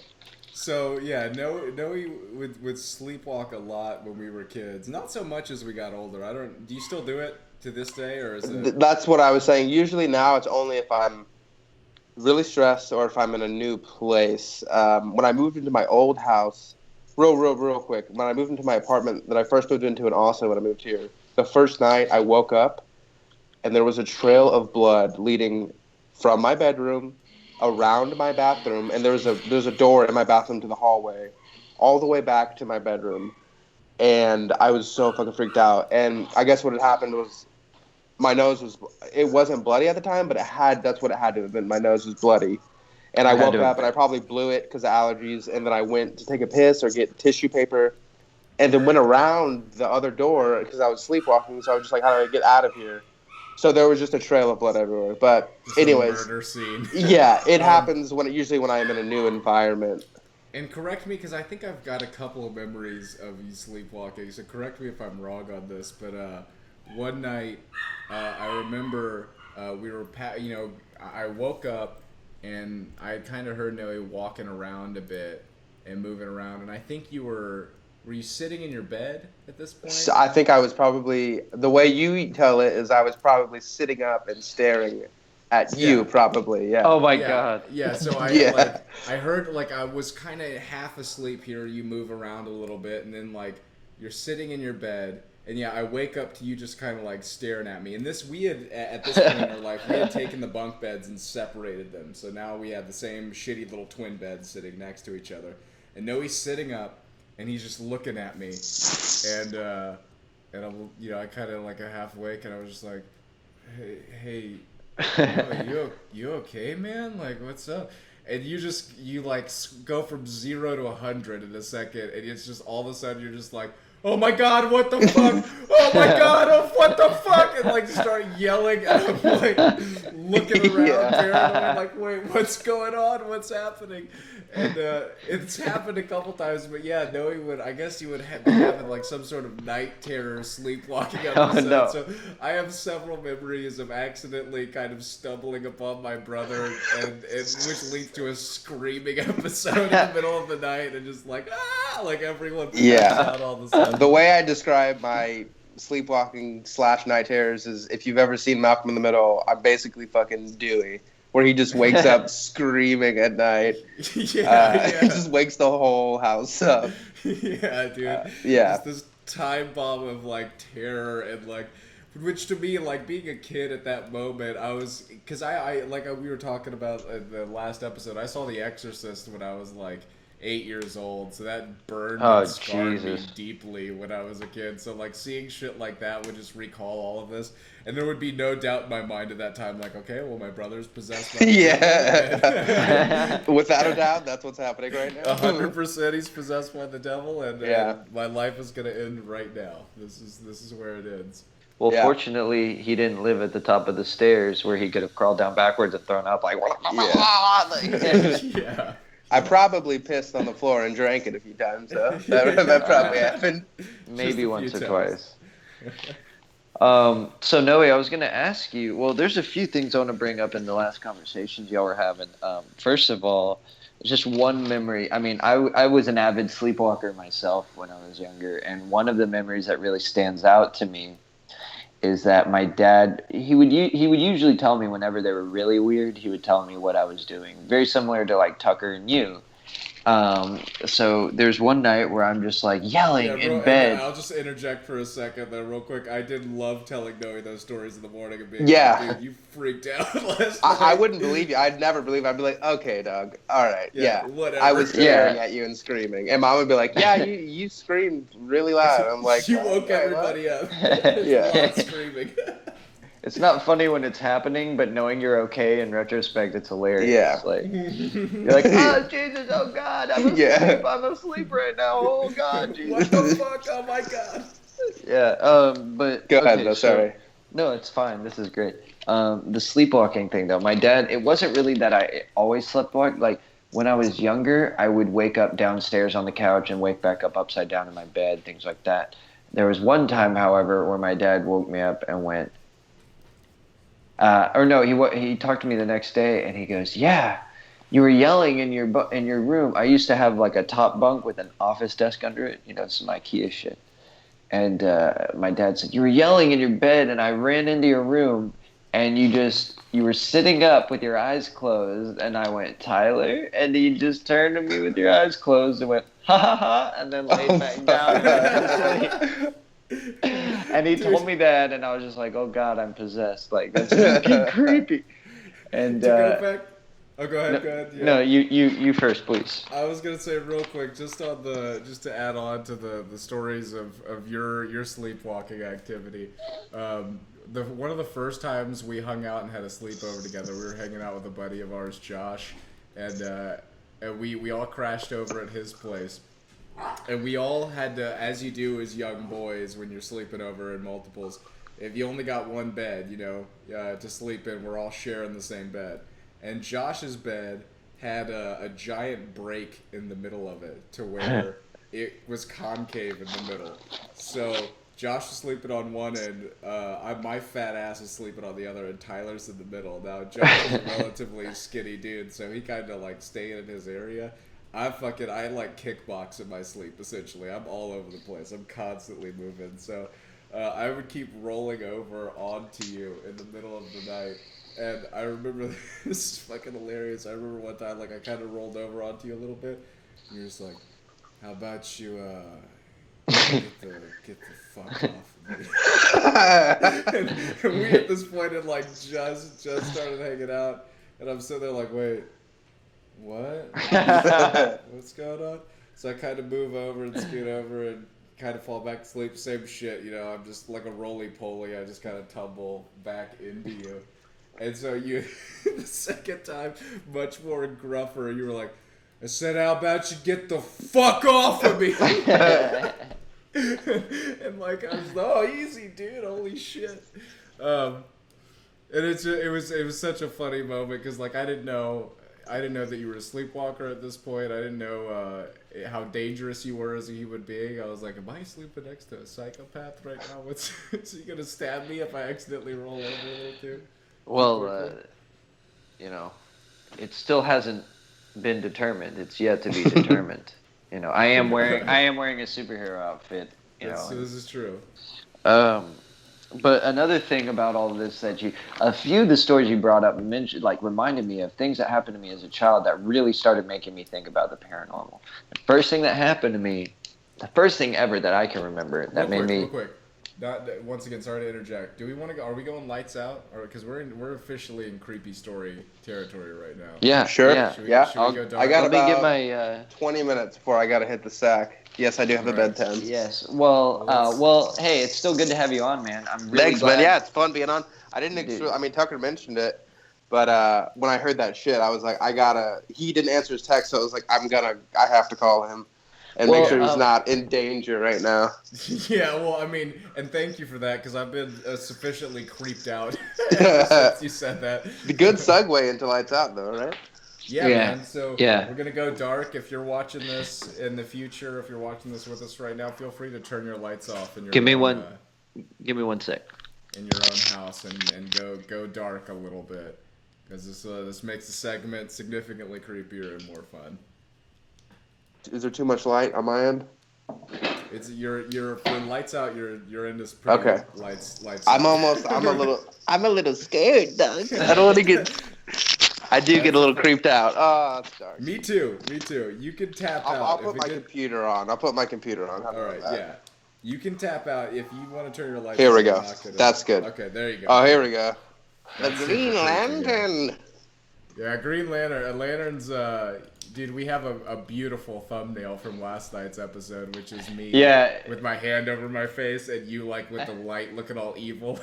Yeah, it's pretty great. It's a good little. Hey, check this out. I got a good one.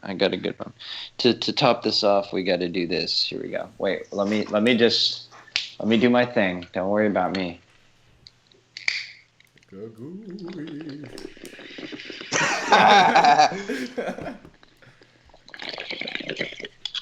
Did you just flush a toilet? Is that what that was?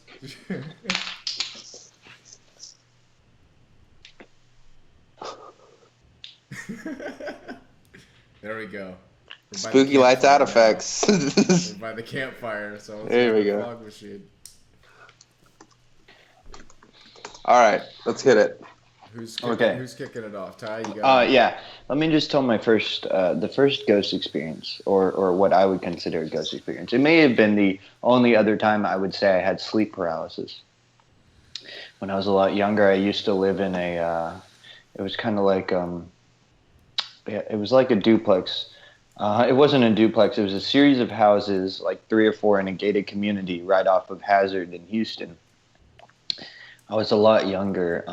I don't even remember how old I was. It may be, between 7 and 10. And I'm laying in bed, and I just remember specifically that it at least felt like I couldn't get to sleep. And I'm laying in bed,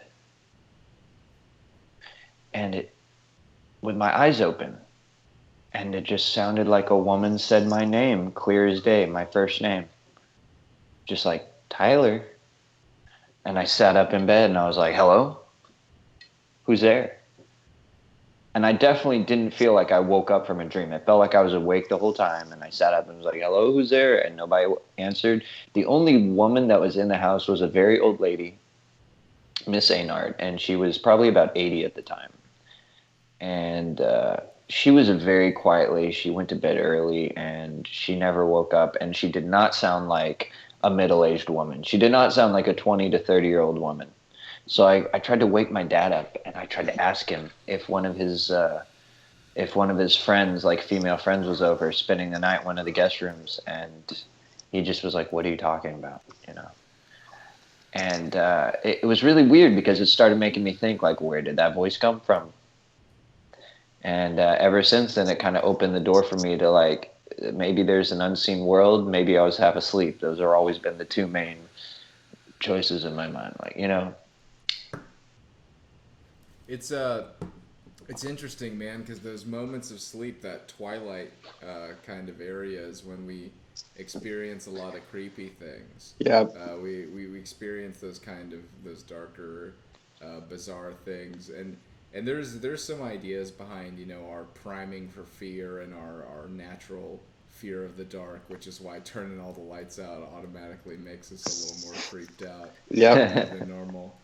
But also, there are moments that happen in the light, and this is something that Lantern was actually with me for, as a creepy story we can tell.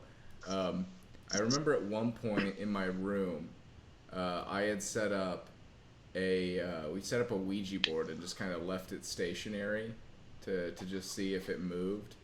And Lantern, you probably remember this. We were sitting there talking to each other, and we're in the middle of this conversation. I think we were talking about the Ouija board. Like, yeah, we'll leave it here and, like, just see what happens. And all of a sudden, this big, long cut opens up on my arm. And we're just sitting there. Do you remember that? Oh, yeah, dude. That was weird. That really did.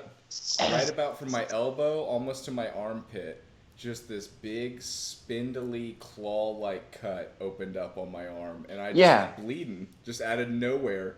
I'm sitting there bleeding out of my arm. And you were sitting there right next to me, and I was like, I didn't fucking cut myself on anything, did I? Like, what is this? And we had that moment of like, oh, creepy shit. I was just sitting there bleeding out of my arm a little bit. And it was middle of the day, totally. There's a part of me that honestly believes that you did that intentionally just to fuck with me. Like, still to this day, like, I forgot about that story, and then you told it, and I remember just being like looking around for what you cut yourself with. Like, oh, paper clip. Was it a paper clip? Oh, maybe does he have a razor blade? Like, that's really fucked up, Tucker, that you would do that. And that gives our viewers a little insight into me as a person. It's not that I'm necessarily above doing that. I would do something like that to creep somebody out, but I swear at this point I did not use anything to cut myself just for a gag, just for a creep out moment, for a goof.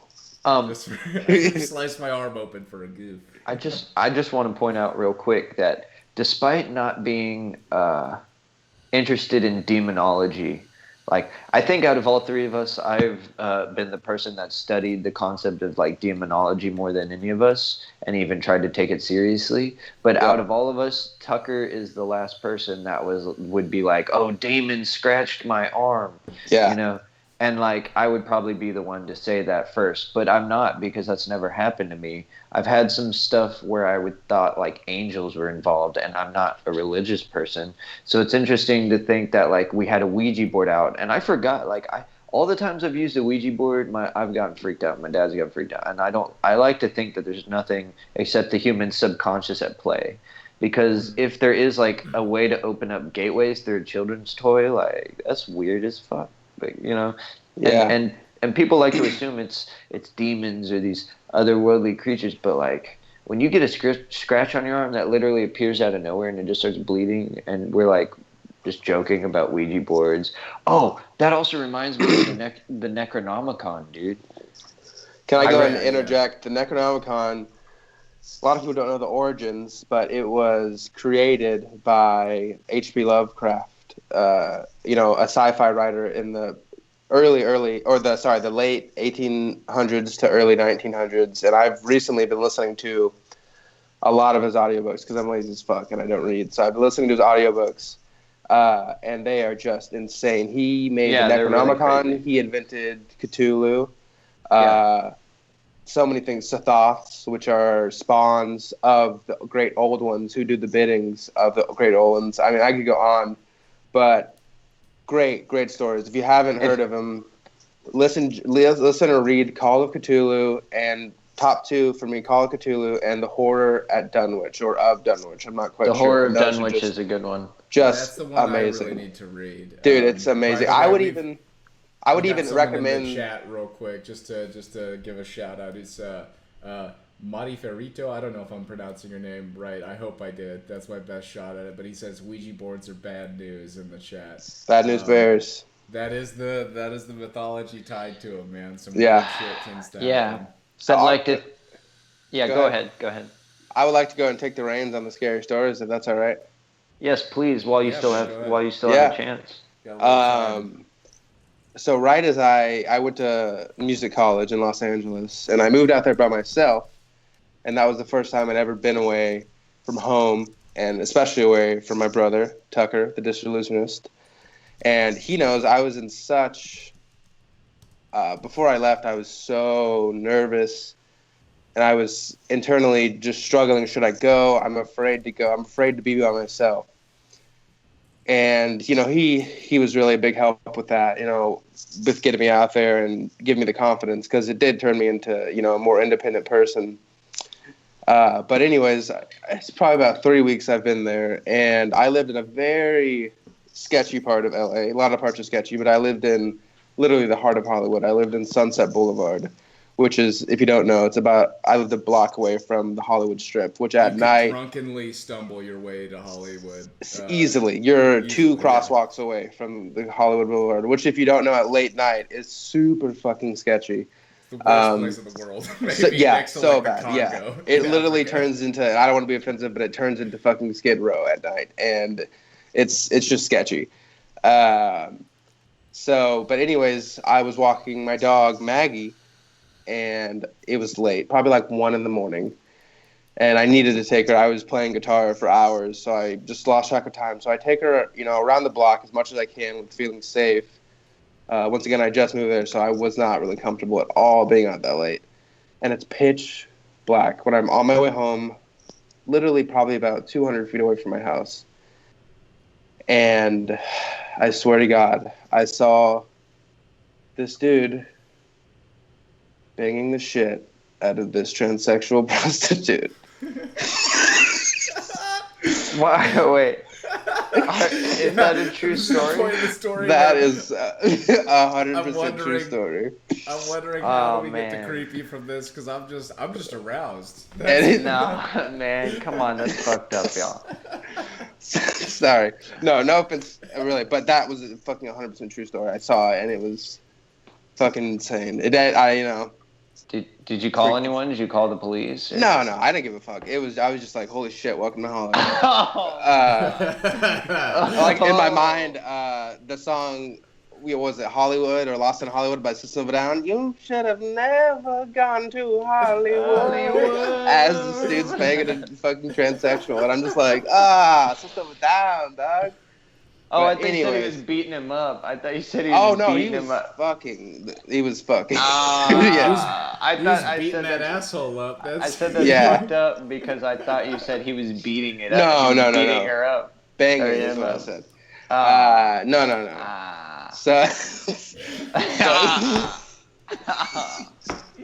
But sorry, I didn't mean to ruin Lights Out, but I had to tell that story. One of the I don't want to turn the lights out. Yeah.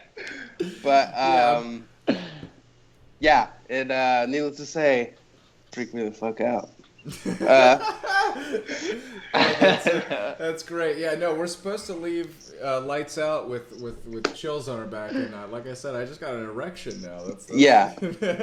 You had a feverish boner going on, so interpret that how you will. With that, fellas, I'm gonna have to say goodnight. I work in an elementary school, so I gotta be up early as hell, and I can never ever tell that story around my work ever. So well, thanks for joining us, man, for Lights Out. Of course, thanks for having me on. Sorry, I was probably goofing a little bit harder than I should have, but No, that's it's ultimately comedy is the name of the game here. So hey, the thanks for joining shock us, man. factor was still there, man. It's good to have you on. I think we all got a hearty laugh out of that. I was not expecting that was some M. Night Shyamalan level. Yeah, right. But hey, I've been getting really diving super deep into the Cthulhu mythos and everything around H.P. Lovecraft. So if you'd have me back on, I'd love it. I'd love to be on, especially Lights Out. I'll definitely take it more serious. And even if you would like me to just read a really short story by him with the Lights Out, I think that'd be a really cool would be thing. Awesome. I would love that. Yeah. I got, because right now what I'm pulling up is an article in No Sleep, which is a little subreddit where people post their little short horror stories. So yeah, I mean that's what it's all about, man. If you want to read a short story, we're also gonna, we were talking about doing some horror movie reviews and talking about scary stories and stuff like that. Yeah. Just all things creepy at the Lights Out. Yeah, segment. dude. Just let me know when the next one is. I'll curate a couple of things and it'll be awesome. You guys, I mean, I'm sure you guys know. I mean, I just have literally scratched the surface, but insane works by him. And just before I go, the reason I love him so much is he delves so much into just seeing something that is so bizarre and distorts your view on reality itself that you go insane. And it's just such a fascinating thing to think about. Seeing something that literally, it drove you mad, but no, literally drives you into the innermost depths of your mind, and everything you know is fucked. So I'll leave you on that. That's why I'm in loving what I've been reading. Tomorrow night, we're gonna have this conversation. Yeah, I'm totally down, guys. We'll Tomorrow's Friday, so I can stay up. I can stay up late, guys. And we all can. We'll get a nice good segment going tomorrow for sure. Yeah. All right, guys. Well, I love you. Tucker, I'll text you tomorrow. We'll chat, and then let's get some gaming in. Yeah. All right, guys. Papa bless. Thanks for joining us, man. Papa bless. Later, brother. Have a good night. No, really good points by Noe there on the efficacy of the horror that is brought by Lovecraft. I was fascinated by that idea when I was younger, when I first started reading his stories of seeing something. And this is something that, I read a lot of, H.P. Lovecraft falls in the realm of weird lit, or weird fiction, and it's horror stories that are tied to not your classic slasher or whatever. It's tied to a feeling of bizarre reality, this surreal yet terrifying idea. And one of the things that captured me so much in weird lit when I was younger was the idea of Cthulhu. A beast so unnatural that when you see it, your mind has such a hard time processing what you're seeing that it begins to slowly unravel your sanity. And the more you pay attention to this creature, the more insane you become. The more detached from reality as you know it you become. Such a really creepy fucking idea, I absolutely agree with you. I was having trouble keeping my mouth shut because I was trying to say to Noe before he got off that I'd love to tell you more about the Bloodborne lore. That video game that's out on PlayStation 4. I've played it a lot recently, and my buddy Carl, who let me borrow it, shout out to Carl for letting me play Bloodborne. That game is amazing. It's really difficult at first. The first level is just impossible. But once you get strong enough to get past it, you begin to unfold this just deep mystery that it's not explained to you at all. And it's very tied to, it reflects. It's not directly tied to, well, it is directly tied to, and it also reflects the Lovecraftian theory, or not theories, the Lovecraftian folklore, the Lovecraftian universe, I guess is a good name for it. H.P. Lovecraft had a very expansive mind, and he'd like to take the concept of the unknown and turn it into this vast beast that would, if you knew the extent of all things, you'd be insane. Like if you could see into the face of chaos and like survive, you would go insane. And that's kind of the concept of the game as well. The more the more insane you become, the more you can see creatures from another world that are bleeding into this dream state that you're existing in. And then you can also delve into nightmares, and you kind of like hunt nightmares, so to speak. And you're basically tapping into the Cthulhu universe indirectly, because they're not going to mention Cthulhu in this universe because it wasn't designed by Lovecraft himself, but inspired by. So you see the tentacle-faced creatures everywhere, which is an interesting connection that keeps coming back. I'm a huge. Go on. I think the greatest horror writers, the greatest authors, sci-fi writers, they do draw from reality. You know, they take little bits and pieces of what naturally has creeped us out in real life, and expand upon that. Maybe make it a little exaggerated, but either way, you know, take it to a territory that is even more creepy and realistic.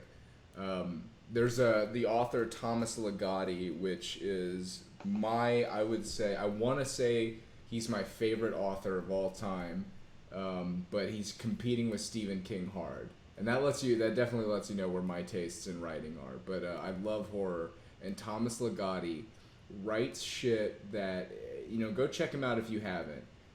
He writes stories that will devastate you to your core in a way that you didn't even really expect, and not in a way of like, it's so scary, that's such a creepy thought. It's more of this like, he puts you in such a bizarre, weird feeling, he puts you in a bizarre state of feeling that it really, really it tears you from reality, and his stories reverberate with you for months, and you know, for in my case, years. I think about stories of Thomas Ligotti that I haven't read in years that still creep me out further down the line.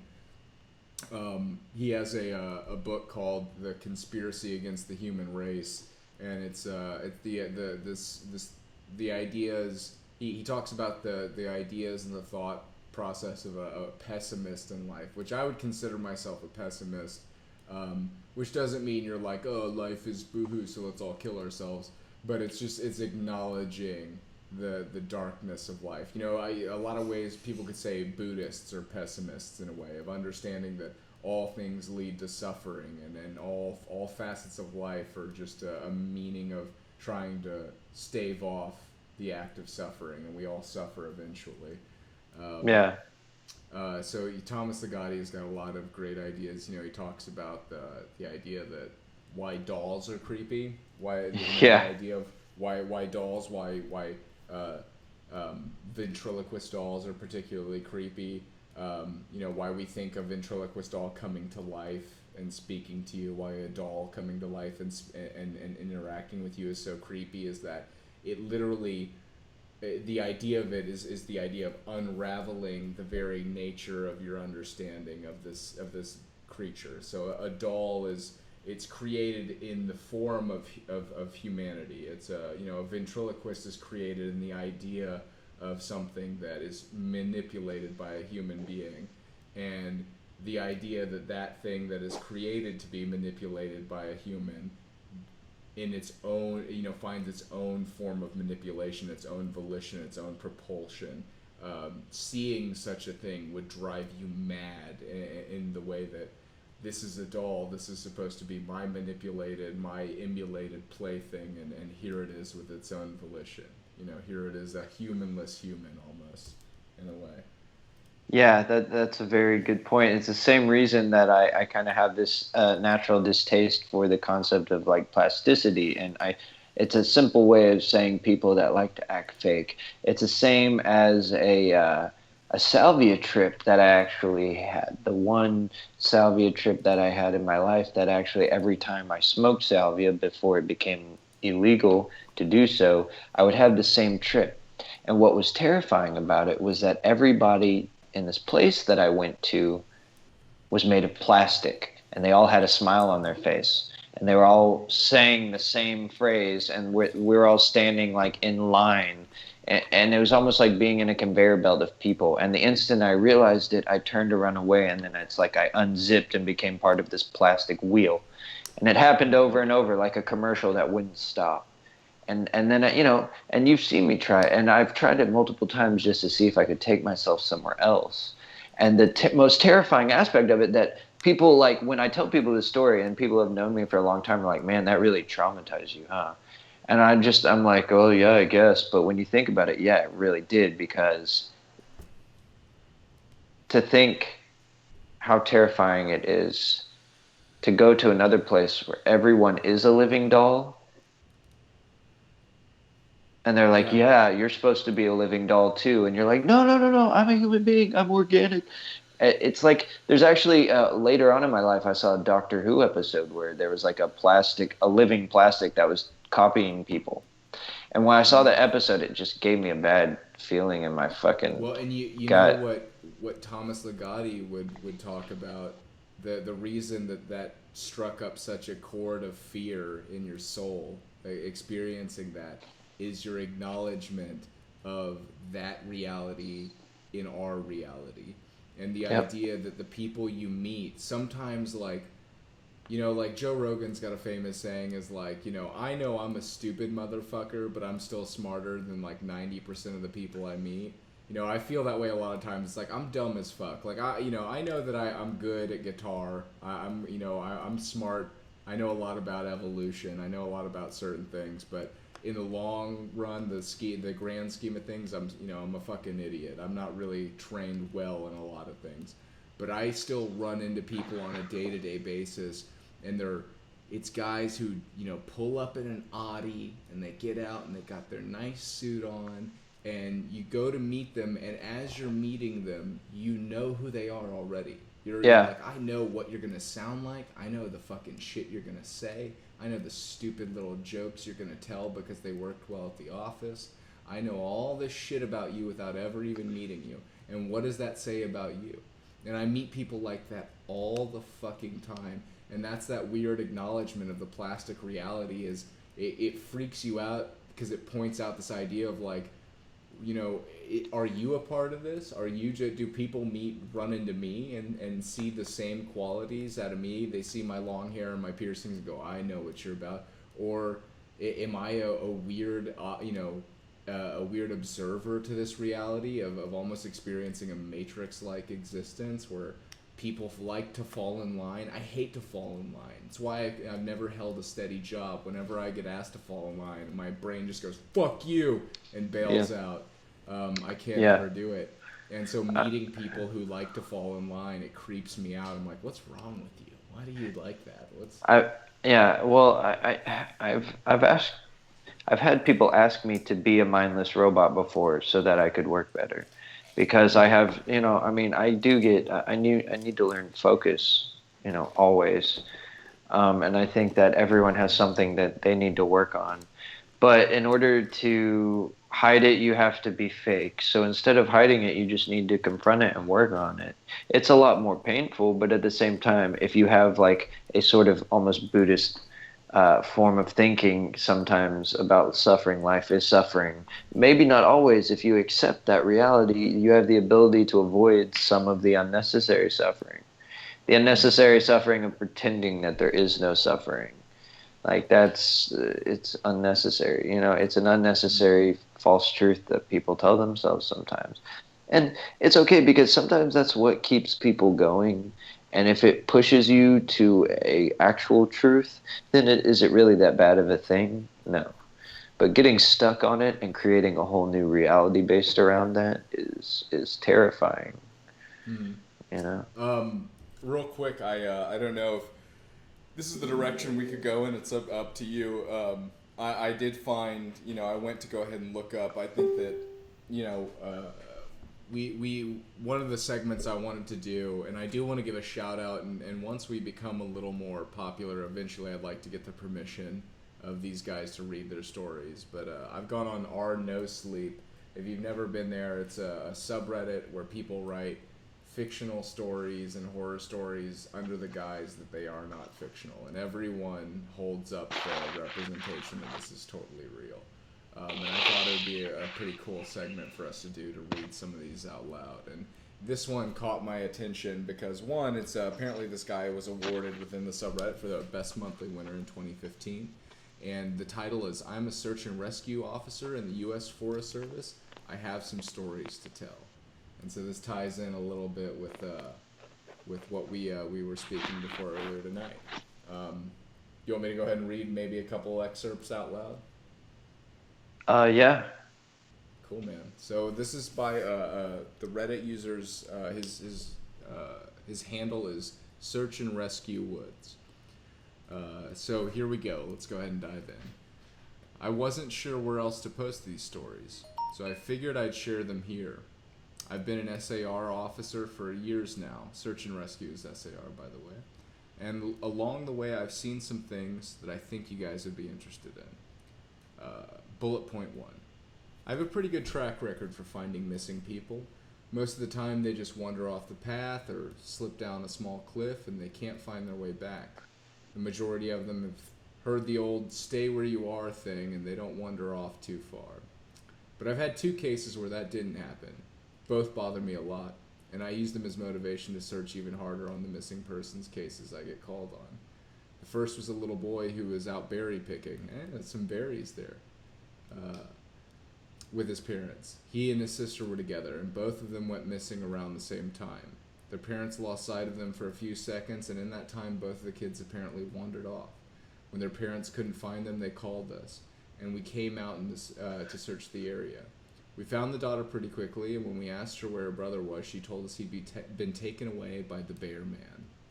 She said he gave her berries and told her to stay quiet, that he wanted to play with her brother for a while. The last she saw of her brother, he was riding on the shoulders of the bear man, and seemed calm.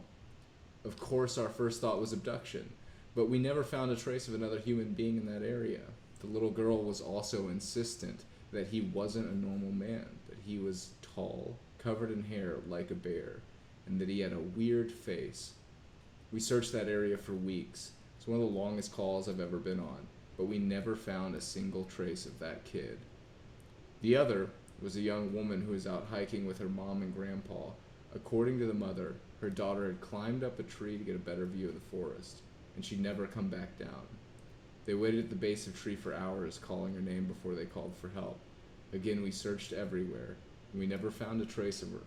I have no idea where she could possibly have gone, because neither her mother or grandpa saw her come down. That's nice and creepy.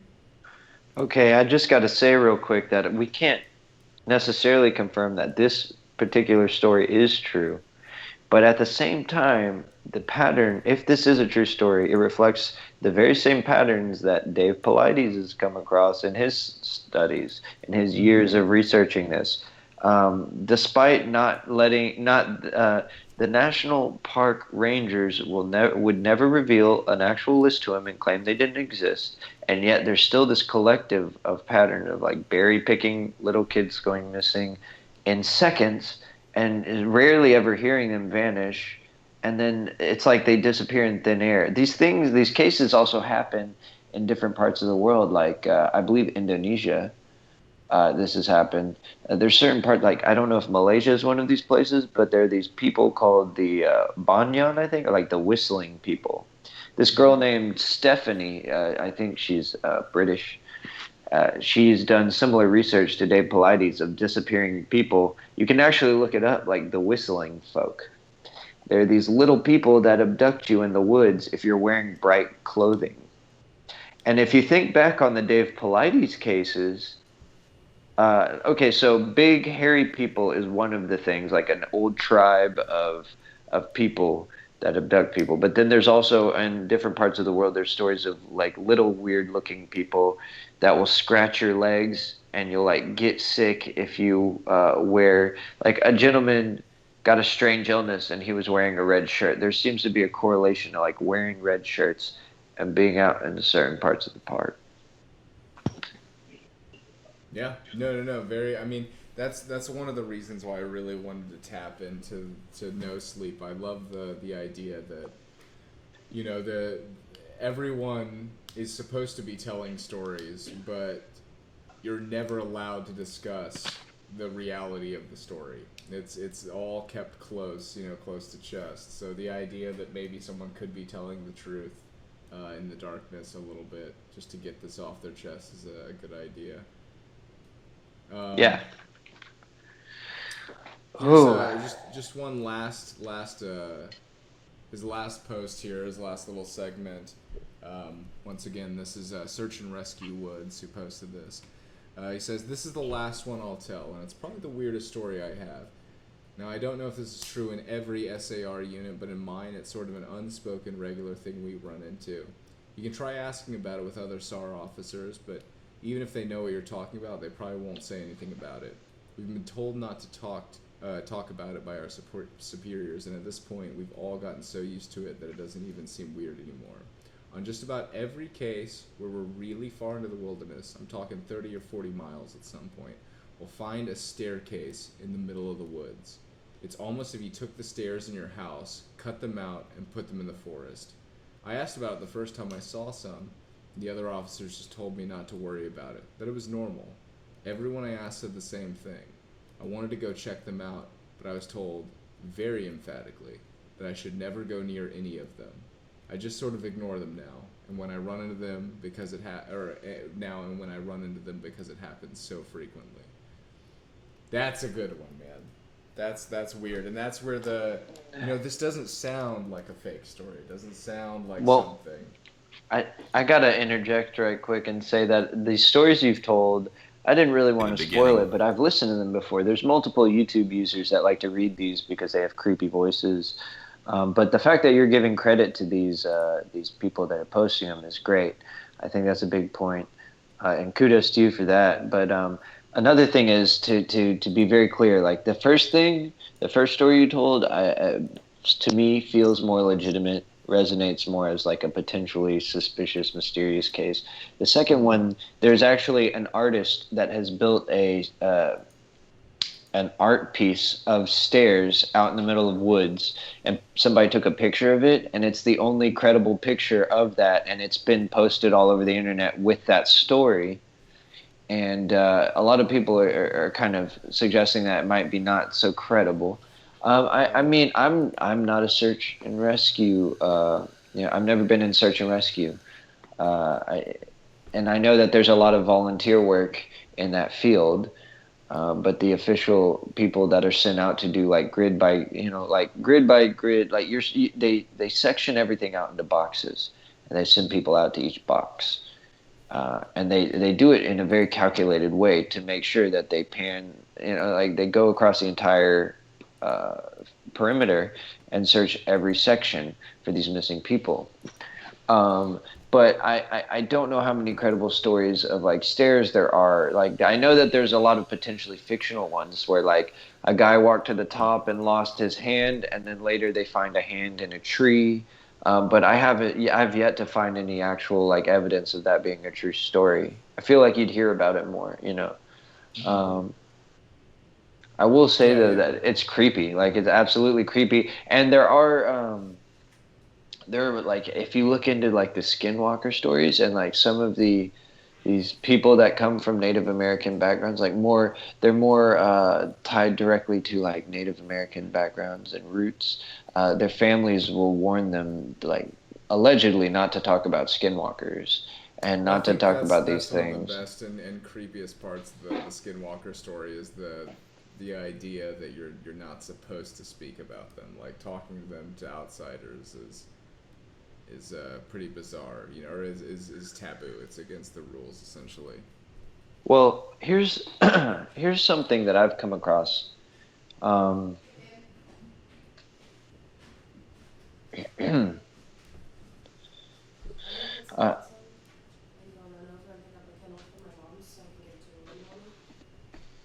ahead, Lander. Here's something that I've noticed is that all these things that I've been researching, a lot of them point to underground military bases having something to do with potentially these disappearances.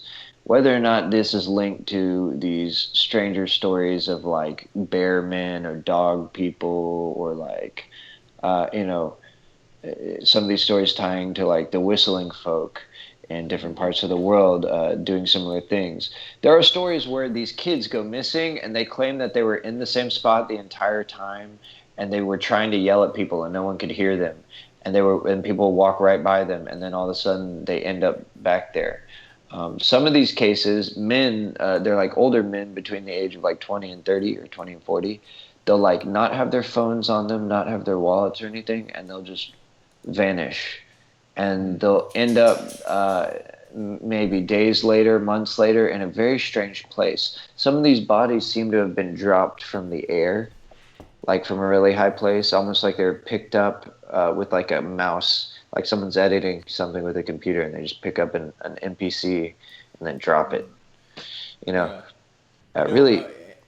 And not to there, because we're kind of on the topic tonight of the forest and the creepy things that can happen amongst the forest, and I've actually got a pretty good story that reflects on that. Hold on one sec. Let me, watch out for this. I've got a story about the forest, and I think it's I don't know what it is about the nature of being in the woods, maybe it being at the mercy of nature that makes it so creepy, but this is one of my favorite stories to tell, and it happened to me, and maybe we might end up retelling it one night because it also involves my girlfriend, but also, you know, it's in the vein of being in the forest. We were traveling out in the redwoods in Northern California, leading into Oregon, and we decided to camp there out in the redwoods. So we were cruising around the West Coast, just kind of having a little road trip adventure, and we stopped off at a little campsite that we had looked up on the internet, and seemed to be a pretty well reviewed spot. So we went there and we set up our camp. Locked all the valuable shit in the car, and we wanted to go on a hike. It's something we wanted to do. So we started hiking along the roadway, or off the roadway, off the main path, and noticed at one point that we're starting to kind of get into what seems to be private territory. We're seeing we're kind of walking into people's property a little bit, and as we're walking, we are on the path. There's nobody there, no sounds, no animals, no birds, very quiet, super tranquil. I'm enjoying the moment. And up on the path, we see this woman walking towards us. She's about I would say about 1.5 feet shorter than I am. Not a very big woman, not surly or anything. And she's walking up towards us, and she has her hands behind her back. And she's walking, as she gets closer. I've never experienced this in my life. I don't know if it was the atmosphere, what it was about the situation, but I start feeling extraordinarily threatened by this woman. Someone much smaller than I am, someone not threatening in stature. I'm becoming more and more, like, as she gets closer to me, all I'm thinking in my head is I'm about to punch this woman in the face. Like, I'm going to knock her out. I'm envisioning all kinds of bizarre shit, like her pulling a knife out from behind her back and stabbing me. And she's getting closer and closer, and she's got this, unbroken little grin, little smirk on her face. This is a true story? This is a true story? True. 100%. You can verify this. What time of the night? What time of the night was it in the redwoods? Middle of the day, probably about 6 o'clock. Oh, in the okay. afternoon. Okay, totally so bright outside. all right, gives me a little bit of a different vibe almost. So yeah, not in the middle of the night, but we're walking up, and dude, we've been hiking for 1.5 hours, hadn't seen a single fucking person. We're, as far as we know, in the middle of fucking nowhere, and this girl's walking up to us, and we kind of just come at this impasse where we're both standing there, and she's looking at us, and she just looks me right in the eyes and goes, "Enjoy the woods," and then continues walking away. That's all she says to us. That's it. And I like I said, I don't know what it is about the atmosphere, but I'm like I'm not a person who gets scared easily, and I'm terrified at this moment, just feeling all these weird pingings in my subconscious going, you have to get away from this person, you have to go, they're a threat to you. And as we're walking down the woods, I keep joking with Katie. I'm nudging her. I'm like, what if we see her again? Like, what if we're walking, you know, or what if tonight when we go to sleep we see her right outside the camp, you know, just kind of nudging at her, trying to creep her out. And she's like, stop it, fuck you. But it was such a bizarre moment of just bumping into this seemingly, and I don't know if the story is more to be a creepy story or just the story of like the power of the woods and maybe how it makes us all succumb to this idea of being in nature and being helpless. But at that moment, I felt like I was just this newborn baby out in the world, and I had no one to protect me. And this a creature, a small statured woman who normally would not invoke any fear out of me, was now terrifying me in the middle of the woods. Okay, well, I gotta mention something. Do you remember Blue Light Cemetery? Is that in Houston? Yeah, it is. Well, it's in the outskirts of Houston on the way to Katy. That's not the slave cemetery, is it? I'm not sure if there's a slave cemetery connected to it. I know that there was a battle, like a German and Indian battle took place in this small village. Can you Lantern, can you do me a quick favor? Keep giving some background. I know I'm not going to be here to hear it, but I've got to piss like no one's business. I think that's fair enough. You know, I think people can be okay with that. Right, keep so, giving them a little flavor. To anybody that's watching this, let me give you an idea of what Blue Light Cemetery is about. There's a lot of history behind that place. It's called Blue Light Cemetery because people have claimed to see blue lights there in certain sections of this field at night. And so my friends and I would usually have parties in this house in the area really close by, and I didn't know that for a long time. And, you know, some of these people would just kind of start making claims that there was like, yeah, like not too far from there, there's people claim that there's like satanic rituals that go on over there, and I'm like, yeah, right, whatever. But we go to Blue Light Cemetery. There's an official name for it, but it's referred to as pretty well known. You can look it up online as like one of Houston's most haunted places because it's a pretty popular name for it, just by how many times people have seen this anomaly. And so my friends and I go there, and we decide to park on this, like, the only main street. It's kind of like it becomes a gravel road that shoots off of this main highway, and you take this gravel road down and you park, and you have to cross through the woods to get to this field. So we get to this field, and there's like this eerie fog that just starts showing up, and there's this caged off area. And we find this opening, and we go into the opening, and we start walking up to gravestones, and everyone's going up to the markers and like looking at the ages, and then everyone's going, wait, this is weird. None of the years go past 1 to 2 to 3 years. It was literally a mass baby grave.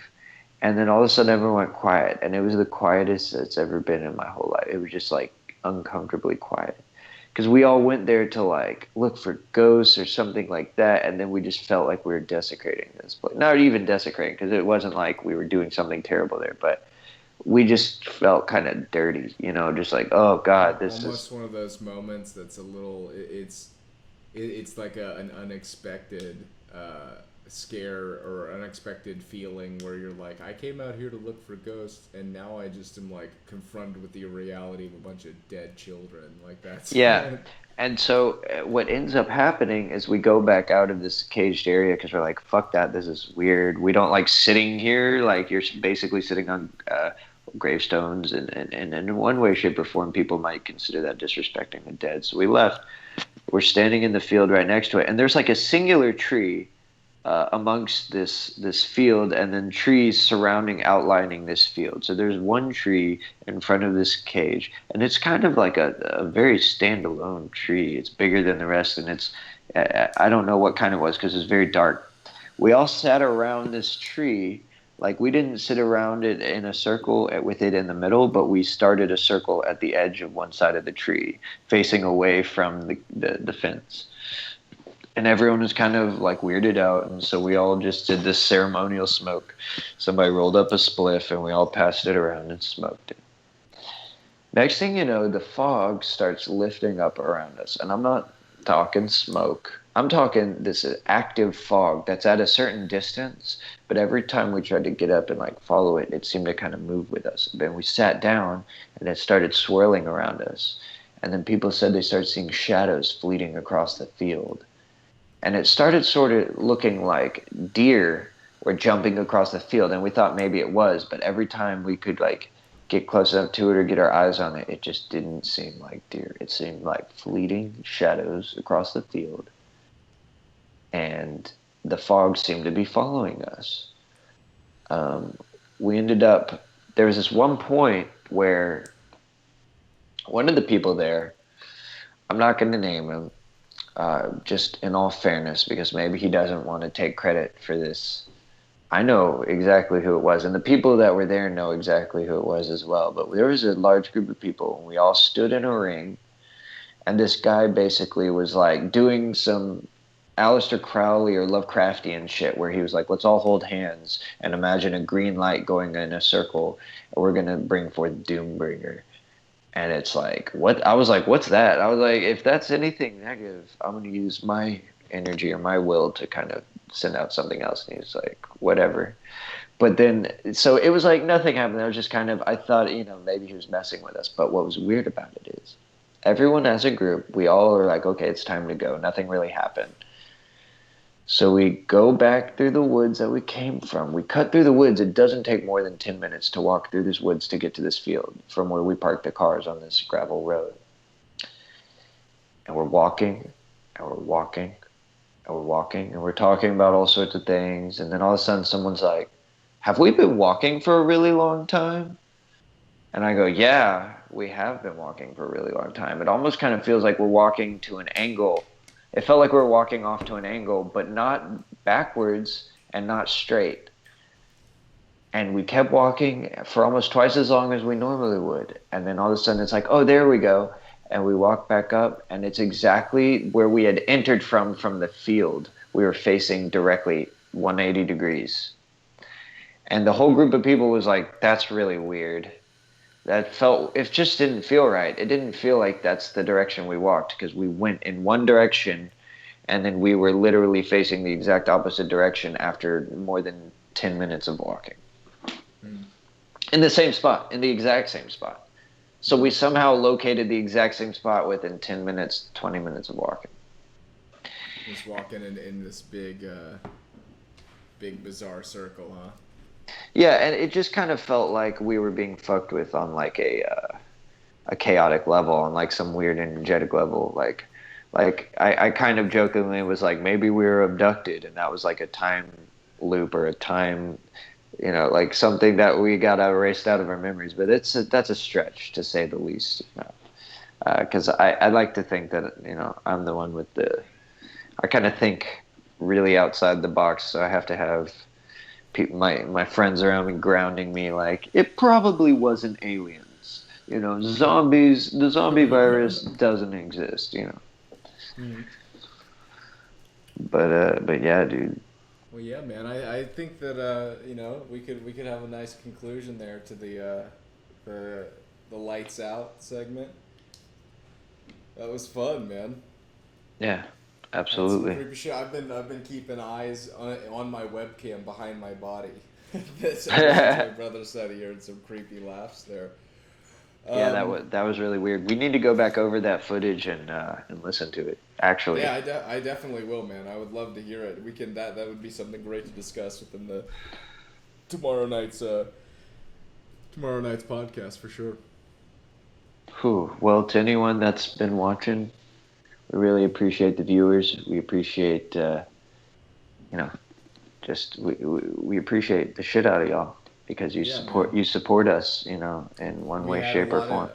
A lot of new people in the chat. Once again, whether you're watching this currently or watching it in the future, thank you so much for hanging out with us. If you liked any segment of this, we're still figuring it out. We're molding it. We're coming up with a show that we can really be happy with as often as possible. So thank you guys for being a part of that. Thank you for joining us. And if you got any feedback, you got a story you want to tell live on air, we'd be happy, to pick you up on Skype and have you tell your spooky story. That would be great for this segment. If you got any questions, anything you want to interject with. The late night show is becoming our creepy, spooky show, but we're happy to talk about a little bit of everything. So thanks so much. Thanks so much to everyone. Yeah, it's really nice to hear that we had some new faces, and thank you for watching us. And we really hope to see you again, metaphorically speaking, of course. And please send the disillusionist messages about any topics we need to cover. There's still a lot of topics that I myself would like to cover, but we try to keep them all somehow correlated to in one way, shape, or form, so that they're not too far out, per episode. All right, guys. Well, thank you again for joining us. We've had, I know I've had fun. We've all had fun here, and we'll see you again on the other side. See you again next time. Have a good night, y'all. Ooh. Mowing the lawns and selling all the trimmings back to all of the pawns. I'm trying to act like I am not one, but I know I really am. I jumped out of the box and straight into the frying